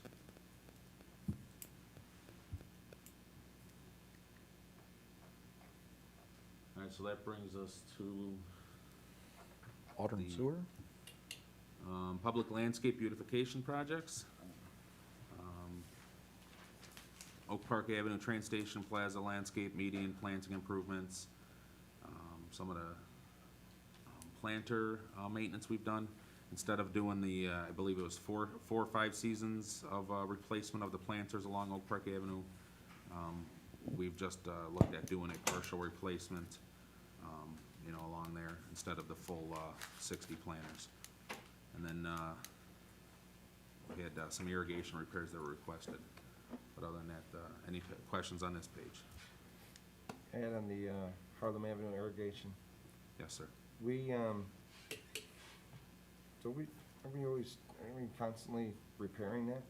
There have been repairs that were needed for that due to the age and some of the issues we've seen on there. You know, and along the fact that there are medians that are not irrigated, and we have constant plant die-off and the issues with obviously IDOT salting and some of the other problems we're having, which has been recommended to get an irrigation system on some of those medians to prolong the life of the plants that are in some of the southern sections of Harlem. So it would be better to move that up on the priority list? I think it was just in comparison how, you know, these were prioritized, you know, in comparison to the other five, or the other four. Thanks, John.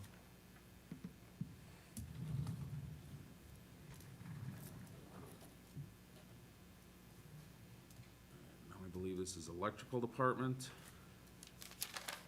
We have carryover request for sandblasting and painting the decorative light poles. We broke that into 3 phases, North and South Oak Park Avenue, and phase 3 was 173rd Street.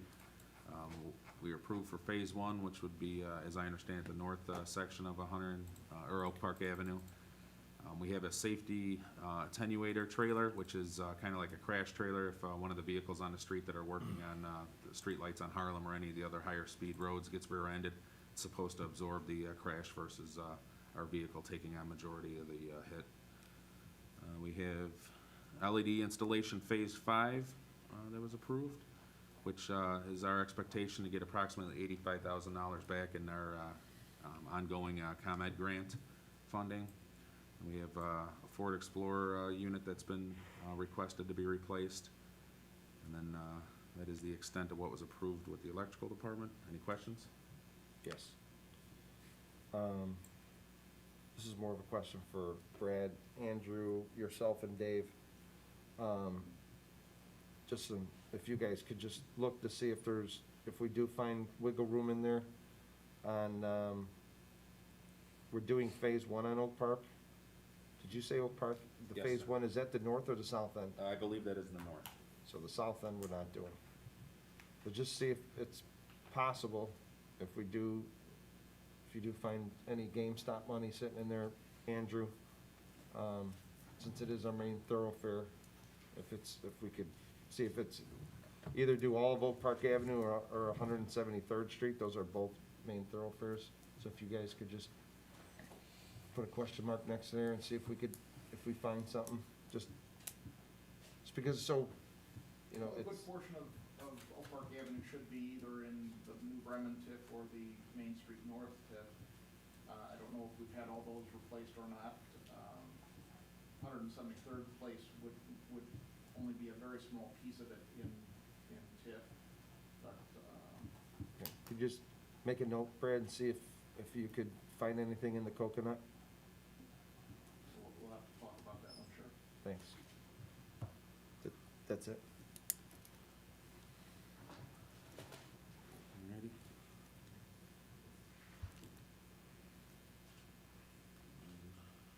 We still have some municipal buildings now.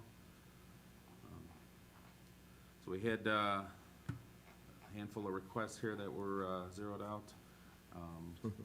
And we got the water fountains that we are continuing to be replaced with the water filling fountains. We also have replacement of the access it components, which is the components we utilize for our security and door access systems. Some of those are original to installation, I think it's upwards of 15 to 18 years ago. So obviously, some of the software and components have seen their extent of life, and we're looking to replace them before we have any failures.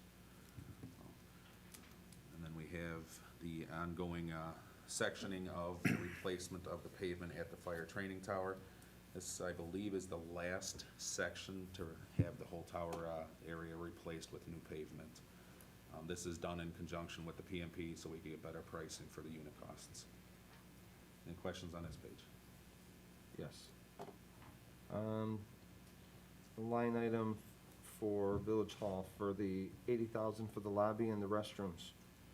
It's the second thing that you see when you're coming to Village Hall.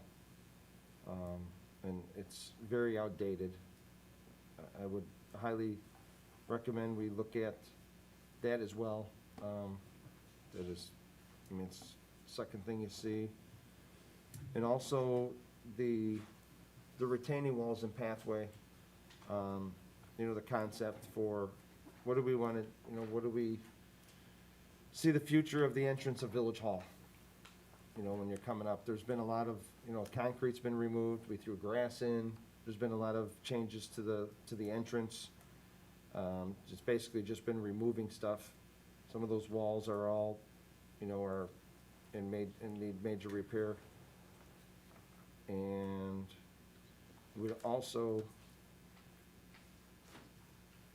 look at the Village Hall lunchroom. I don't know what's the difference, any of you guys, for there's one that says 20 and there's one that says 5. Brad or Andrew, do you know what that is? I think one's an additional amount, so it would be 25,000 to do the whole thing. Okay, 5, just, maybe the price went up from last time, or? Correct. We don't know. Yeah, I would also consider looking at that thing, look at the lunchroom for the employees. It looks like it's, If you look at the chart there over on the left-hand side, the part of it is labeled as a carryover. That's what was in the budget before. And then the additional is additional monies that are required because the pricing has changed. okay, so those 3 items, I would recommend we take another peek at, especially the, you know, those 3 mentioned. And then, that's it for me, John. I don't disagree, they need to be done. I think in a budget year where we're talking about roads and other things, are these the type of things we really want to focus on this year, I think? Just asking to Yeah, take a look. no, okay. You guys, like Andrew said, after all this, you guys are gonna Okay. start, you know, you guys are gonna get together again, you're gonna go over it.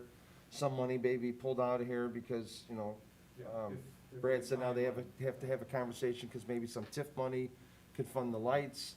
Then we have 70,000 in there for parking lot now that doesn't exist, that could be moved somewhere. I mean, Andrew and Brad are gonna have, and their staff are gonna have their hands full now with moving everything around. I mean, it's just something to consider and look at. Okay. John, I would just add to that, this is what I was talking about earlier, the shooting range renovation. There's 218,000 approved for that. There's a few other priorities that I think that, you know, might make sense to adjust. One page away. Oh, I'm sorry, you're on 138? He's playing ahead. There you go. Very good. So, as you were mentioning, that is one of the things that we had since we delayed installation of these panels last year. There was a need for an increase of cost for the installation so of a $25,000. But you know, I guess I was not privy to the conversation you're referring to. So if that's funding that you feel should be removed and reallocated, you know, again, it's not for me to say no to. Is this because there's other options for their shooting range now? Well, I think the long-term plan would be, you know, better suited for a different location, but I think it would be kind of throwing money out the window if we were to change that facility entirely, so. That's where you're I trying to will move say to? our recommendations, anything we've done to that facility were for items that can be removed and reused. So if you recall, a couple of years ago, we replaced all of the track systems that brings the targets down. You know, the point when we put that in with the installation was to have it as a semi-movable piece of equipment. So if there is another location that Tinley Park would own, we can relocate that to the new location. And along with these panels, as long as they're not destroyed, they can be removed and relocated. Right, okay. If I could ask, you have on here under new item, that 3M ballistic film for police department windows. That was on a budget before, so wouldn't it be a carryover as opposed to new item? Wasn't funded in the prior year. Right, but it, It's a repeat request. Repeat It's request. different than a carryover. Carryover is an item that was in the budget, and so had funding behind it. Right, we had funding but behind it. But for whatever reason, could not get accomplished in the prior year, so it's being brought forward. okay.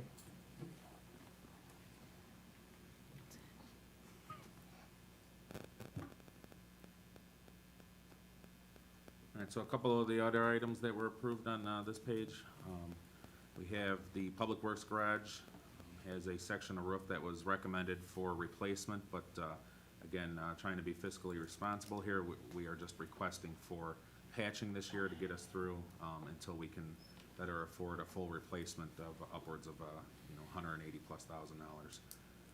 We have the Public Safety Building, the architectural and engineering for removing all of the IT and radio components from the basement of that facility to a location on the main floor, and that would be a full construction into a you know, what you would consider a clean room for the components that would be moved in there. This is looking to be approached in a multi-phase approach, and you know, this current phase would be you know, finishing up the design. We have reviewed conceptual designs, and now we'll be looking at getting construction documents and starting you know, essentially breaking ground on the construction. This would overlap into, you know, the next fiscal year with that. We have our pump station number 1, which is the one down the block here on 167th Street, is in need of a replacement of that lot out there. It's been needed to get done for the last couple of years, but we've been trying to defer that as much as possible, and it's you know, in bad shape now, so we're requesting for that to get replaced this year. And then the last item is the Oak Park Avenue and 80th Avenue kiss and ride permeable paver recondition.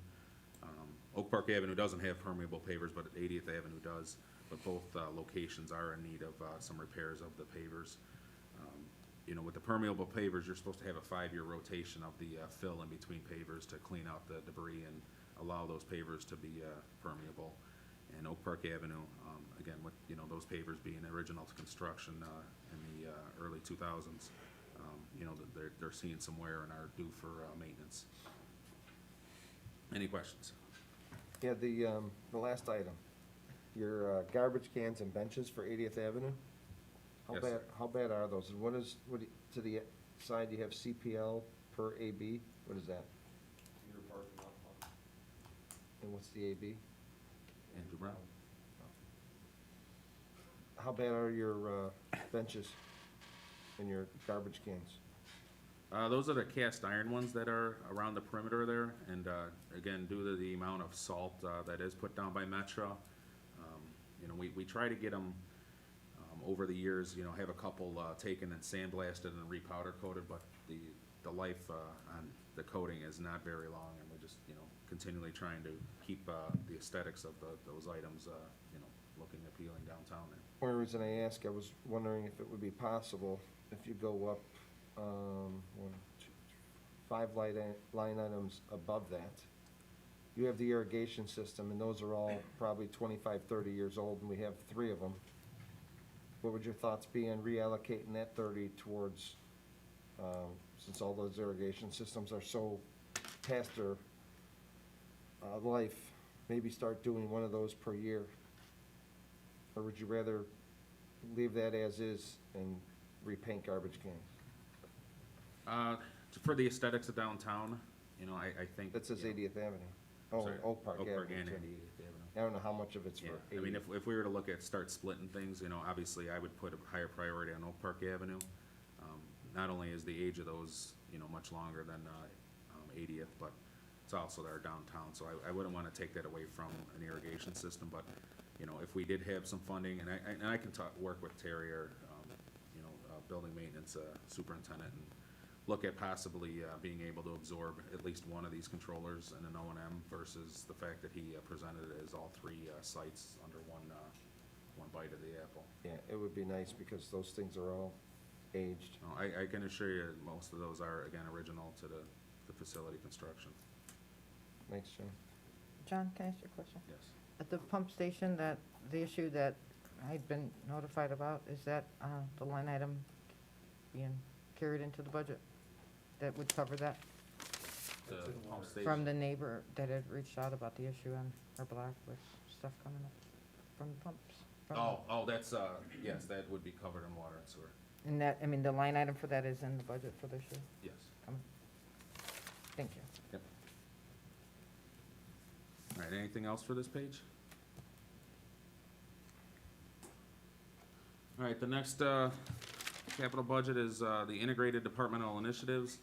This is a combination of projects that encompasses, essentially, you know, touches any of the departments within the village. So we, you know, quite some time ago created this budget because we couldn't really find one home department, but as a construction aspect, Public Works typically manages these projects. We have a few items that were carried over because we put a hold on them due to our restrictions this past year. We have the intersection cameras that were presented at a previous recent committee of the whole that is on here. It is our intent to get 2 phases done this year, with the ability to hopefully get one more phase, and that would be able to take care of what the requests are from PD to essentially geofence the town and protect you know, our residents and aid with all of their investigative you know, work that they're doing utilizing these cameras and the technology attached to them. We have additional funding for the public safety equipment move. These lines encompass the radio, public safety radio aspects of it. We have remaining carryover for the fiber optic for our infrastructure that went from 80th Avenue train station to water tower. The project was completed, but we have retainage on that item, so that's why you see that carried over. We have some 911 upgrades that were requested. They will start phase 1 of that project with this money. We have console improvements for the 911 dispatch center. We have police department radio system upgrades. We have some additional consulting and design project management items. We have our systems that are point-to-point microwave that need to be upgraded throughout the year to keep them up to par. Again, I can go through all of these if we need to, or we can move on. A lot of these are just tech projects. Any questions? All right. We have the fleet department and municipal buildings. That is the 1 personnel request. That was a seasonal 2 employee for the fleet department. This is a part-time employee that is pensionable. It is, the request was based on the fact that we currently have mechanics driving vehicles back and forth to either the police department or the repair shops, or if we have warranty work that's getting done, we have, you know, full-time mechanics doing tasks like that where we could easily have, you know, a part-time employee doing the work for them. Clean up, parts requests, stuff like that. Again, we have mechanics doing it versus wrenching on the cars, and it's just much more cost-effective to have a part-time employee at their rate of pay doing it versus, you know, our full-time mechanics at their higher rate of pay. Questions? All right. Moving on to water and sewer. So we have, total budget increased, .22 mil from FY '21. The water purchase increased, $450,000 due to pass-through increases from providers, and the portion of regional water debt increased, about just over $500,000. As you can see, we did, do some budget crunches on, this budget, upwards of, you know, a few $100,000. So again, trying to be fiscally responsive to what we're dealing with right now.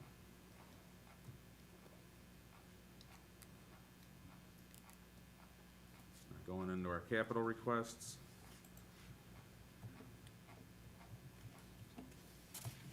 We have the electronic timekeeping attendance. We're trying to close that project over. That's the carryover, so hopefully that'll finish out this year. There was a request for a 6-wheel dump truck.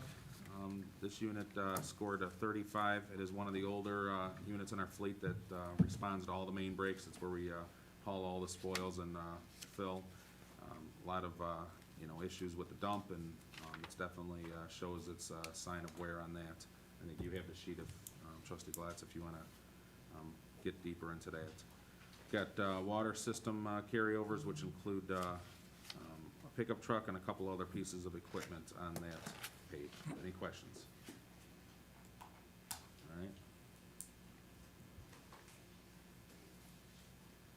Water Department requested a full-time clerk and a maintenance technician. Again, the maintenance technician is in response to the staffing study and needs of the department, and then the full-time clerk was in response to transferring a part-time clerk to a full-time clerk. And then this is also in response to some of the new MWRD requirements that are gonna be coming down pretty soon here in response to private service laterals. It looks like there's gonna be a high demand on our staff to coordinate those processes, along with some of the other items within the clerical department that isn't getting done. So those, you know, do have some background for what we were requesting of those. Any questions on these? Yeah, I do, John. Okay. I think this part-time clerk needs to be transitioned into a full-time. We've been talking about this for the last couple of years I've been on the board, and it keeps getting squashed. And especially with all these new regulations coming, I mean, we need to move her to full-time. I don't know, what's your recommendation on that? Yeah, I've worked with, on all of these staffing requests. I work with the, direct supervisor, and, Bill Gamoka is the office coordinator for this staff, and, he's trying to recalibrate, what each individual clerk is doing. And, we've seen some deficiencies in some of our processes that, this clerk could be handling. The one that, that this one may be looked at realigning the responsibilities. I was just getting a list of what they're doing. Some of the other items they, would be responsible for is lien information, vendor accounting, invoice follow-up, purchase request, and I've got a list of things that, wish list of what they would be looking to expand that position on. But like I said, the biggest reason I know water was asking for it was because of the fact that with this new MWRD requirement for the private service lateral connections, they're from what I can see on it, it's gonna be very taxing on our office staff to keep track of all of the requirements for inspections and requirements for reports. And, all the filing that I see that we may have to do with MWRD and following up with residents. So it was just my concern that, I think we're getting to the point of, we've already asked for an extension with MWRD, and, we're gonna have to release this program soon here, and I just don't wanna get too far ahead of ourselves without having the staff to help support it.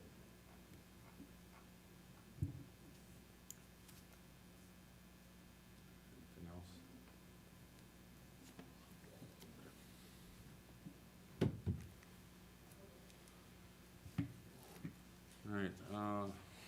water system carryovers. We got the utility extension for the LaGrange Road construction. That is to install the lift station off of 183rd. 80th Avenue water main relocation, so that's in conjunction with the project that's widening 80th. Engineering, some recommendations for water main replacement. We've got water main replacement at 66th Court, South Street to 174th. 67th Ave, 175th to 174th. And then the replacement at Dorothy Lane, Oquito, and Banna School. These were all, reviewed in our current water model, and based on age and amount of breaks and cost and history, those have been prioritized for this year's replacements. We did recommend to have the 175th to 174th removed from the list due to the fact that this was supposed to be done in conjunction with the Cook County project on 175th, and it didn't seem to be worthwhile to budget for something that we weren't going to try to do before their efforts on that street. So this one we're just going to defer until next year, or hopefully when Cook County can begin that project. The only other items we had on there is paint elevated tank and 167th pump house steel grading staircase, which is a safety hazard we have currently at the location. Any questions on this one? All right. Next one, we have Brookside Gun Lift Station. That project is underway, and this will be carried over just because of the length of the project. Will continue into the spring. We have 171st and 80th Avenue Post 5 lift station, which is the item Trustee Galante was referring to earlier. That is one of the oldest lift stations we're dealing with, and it's also one of the largest that we have in town that pumps for probably upwards of 75 to 80% of the waste of Tinley Park to MWRD. The project has been requested. Per a recent request to the committee of the whole, the money that was saved with the lift station, or I'm sorry, with the Post 7 lining project, we were able to purchase pumps and offset the overall cost of this project. As you can see, it dropped the project down about $600,000. We got some other sanitary sewer projects that also were funded in this page. Any other questions?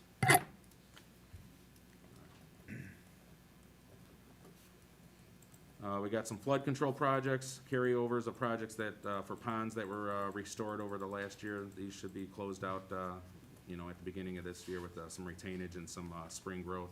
Hopefully we'll be able to close that out. Scott Court, some stream bank projects that are underway that hopefully, again, projects that will be closed out here. It's just feeding into the spring season.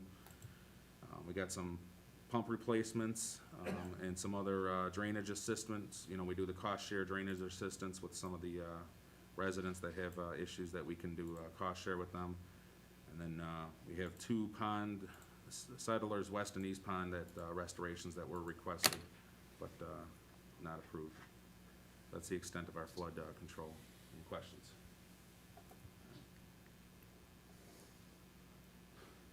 Thank you. Well done, John. Thank you, John. All right. Moving on to community development. The total budget decreased about 9% from 2021's fiscal year. A lot of this is attributed to personnel costs and outsourcing of resources. Kimberly. Thank you. I'll try to be short and sweet here. Prior to COVID, I had outlined a strategic direction of the Community Development Department, knowing our future staff needs and the ultimate direction we wanted to go. COVID expedited some of those strategic directions with staffing, and we've implemented some of those. We brought on the building official back in February, right before when COVID happened, and since then we've had three retirements and a reduction in a clerk full-time to part-time. And we're kind of leaving things as is right now. We are utilizing our building consultants to offset those two full-time specialty inspections that are now being absorbed by our consultants. You'll see that's the biggest change of an increase in that line item. And that essentially is with the loss of the two full-time specialty inspectors, we're outsourcing that But, and we are still down essentially what would be a full-time building inspector, which now our building official has absorbed the office coordinator role, the building inspector role, along with the other hat of being the building manager. So essentially, we see a need to still fulfill the building inspector role. Even though COVID happened, actually building permit activity maintained and even went up with more people home, doing more home projects. We're already seeing currently now an uptick in these types of building permits. And outsourcing all of those still is not, you know, the permit costs aren't covering 100% of the costs, even if we outsource. So a building inspector in general will allow to have somebody out in the field more, supporting my building manager and helping offset the smaller building permits that aren't really being covered through a building permit. And we can focus our consultants on the higher level, bigger projects that can absorb those costs. So that's the other capital or employee request there. In addition to that, in March, we implemented the MainStar, our new permitting software, in March, right before COVID. We've been making adjustments to reflect the strategic direction of the department, but we will be looking to make some additional capital expenditures to that MainStar software to be in line with our strategic direction and to modernize and bring our permitting process online. So although it's not reflected in the budget ahead or in front of you, we're looking to possibly add an additional $81,000 to those improvements to that software for internal processes and modernizing our workflows. We do hope and do anticipate some big projects coming down the road, which will add activity in the building department and hopefully at the end of the day improve the economic development of the village with some great commercial additions to the village. And I'm happy to answer any questions. The building official, yeah, I went over that. Yeah. Did it out of order on the slide, but it was good. Thank you, Kimberly. Any questions on community development, line item, or capital? Seeing none. Marketing, Donna.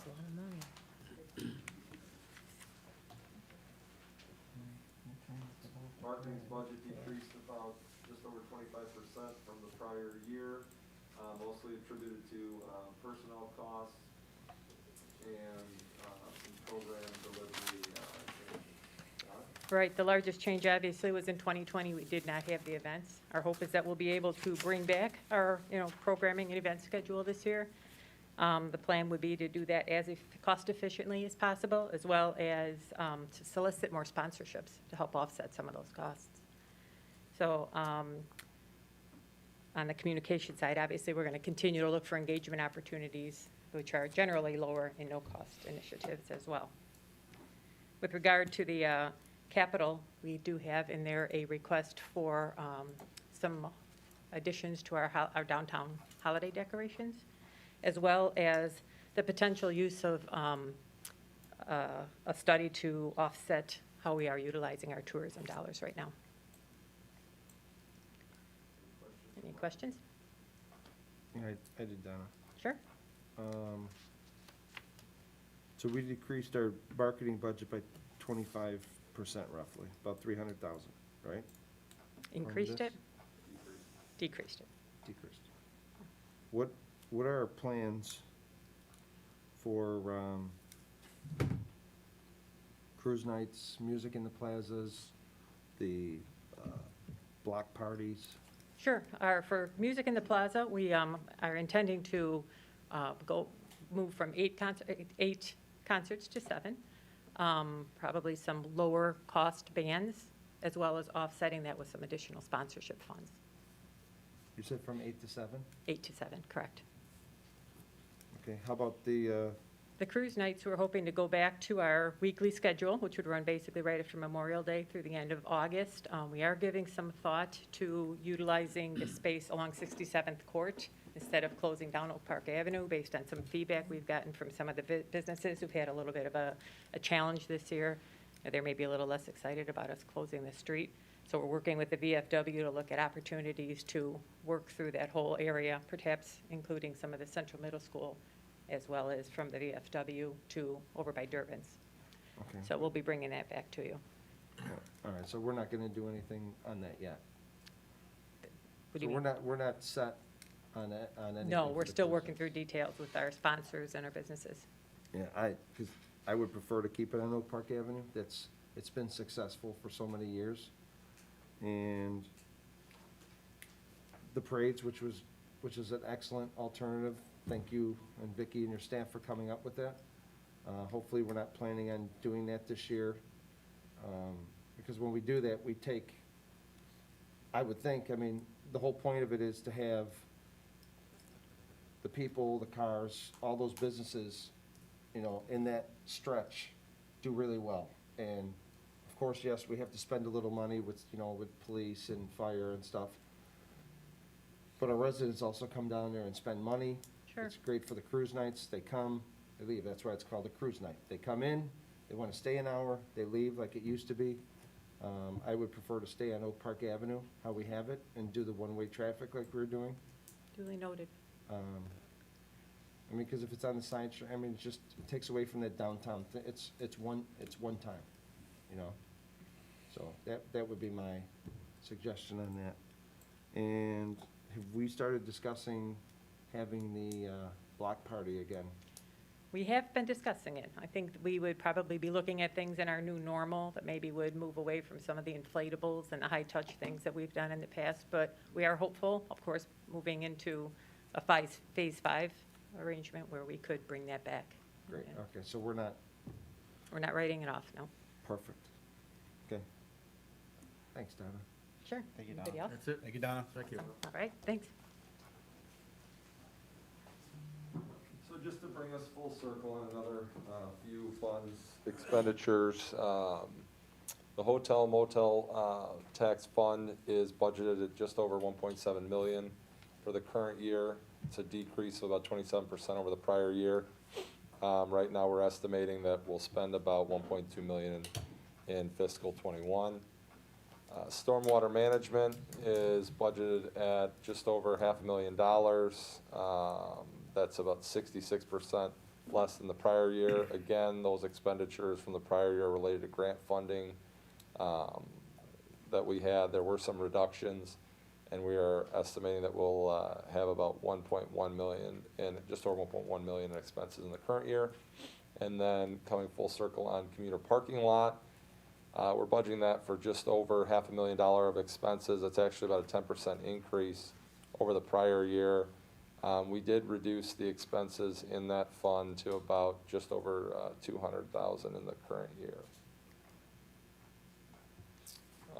Again, this is just a high-level overview by department for the capital requests, what was originally requested versus what went through to the manager's review and what we've recommended to the board.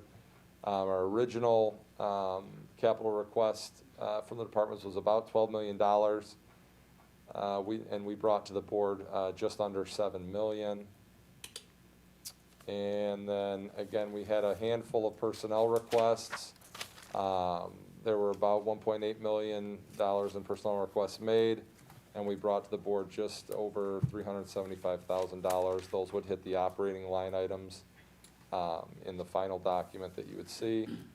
And then lastly, some of the major infrastructure requests. Originally, we had over $44 million on this list. We pushed forward just over, almost $29 million, and then landed on about $19.6 million in requests that we brought to the board this evening. So again, just an overview of all the capital that we went through on a line-by-line basis throughout the presentation. In previous years, we'd done it all at once, but I think it worked a little bit better to kind of go through the line items and the capital all at once, so we're not bouncing around in our packets. Just to wrap this up, again, you know, the staff has done a wonderful job at trying to minimize the impacts that we had in this current year due to the pandemic and due to our revenue losses.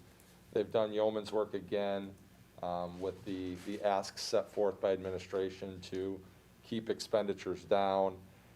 We did let some more capital through than we have in years past, but a lot of that's related to the reductions that we made back in May to preserve some of our capital. So again, we're working within our means and what we have. We don't want to blow through all of our capital reserved in the current year just to make up for a lost year, not knowing what the next couple of years have in store for us. So again, we'll take the recommendations by the board and go back to this budget and see where we can put some of those priority items back in, try and find some more dollars that we can within reason. So again, we'll start working on that.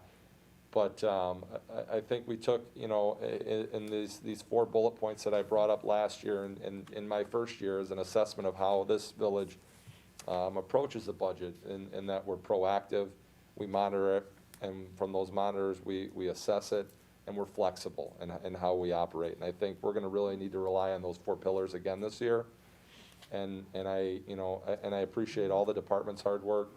No one does this alone. The finance department really does a great job of working with the departments. Each one of the accountants is assigned to a department to be their budget analyst, and they do a lot of work working with the departments and are my go-between to keep things moving along and keep me clued in on some of those micro department issues and what's needed and what's not. So again, without my team, I wouldn't be able to get this done, so they deserve a big round of applause for all the work that they put in this as well.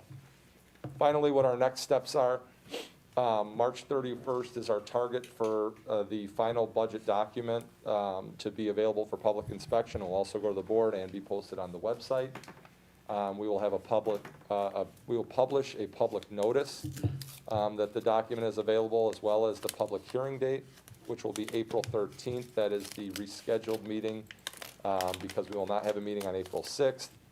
The April 13th meeting will also be our first read, and that will make the budget document available for adoption by the board on April 20th. And with that, I would conclude my presentation. If anyone has any questions, I'd be happy to take those now. Andrew, I just, again, want to thank you and all our staff, everyone that's here. Our finance department just does a great job every year, and I'm sure it's no easy task putting this together. Thank you. Yeah, and Trustee Glatz, I just would like to add too, I mean, the budget every year is really a Herculean effort. I mean, we have fixed deadlines. Andrew's been with us 1 year, and he's got a great team, but, every year I think you've seen we've added a little bit more in terms of the presentation and how it looks, and so it's quite an undertaking, especially with the size budget we have. So what I'd like to just add, I guess, a little bit to the deadlines, and so, this is a big budget. There may be something you go home tonight and you're like, darn, I didn't talk about that. So, but if you could, if there's anything else that you want us to look at, say, if you could just let us know by Thursday.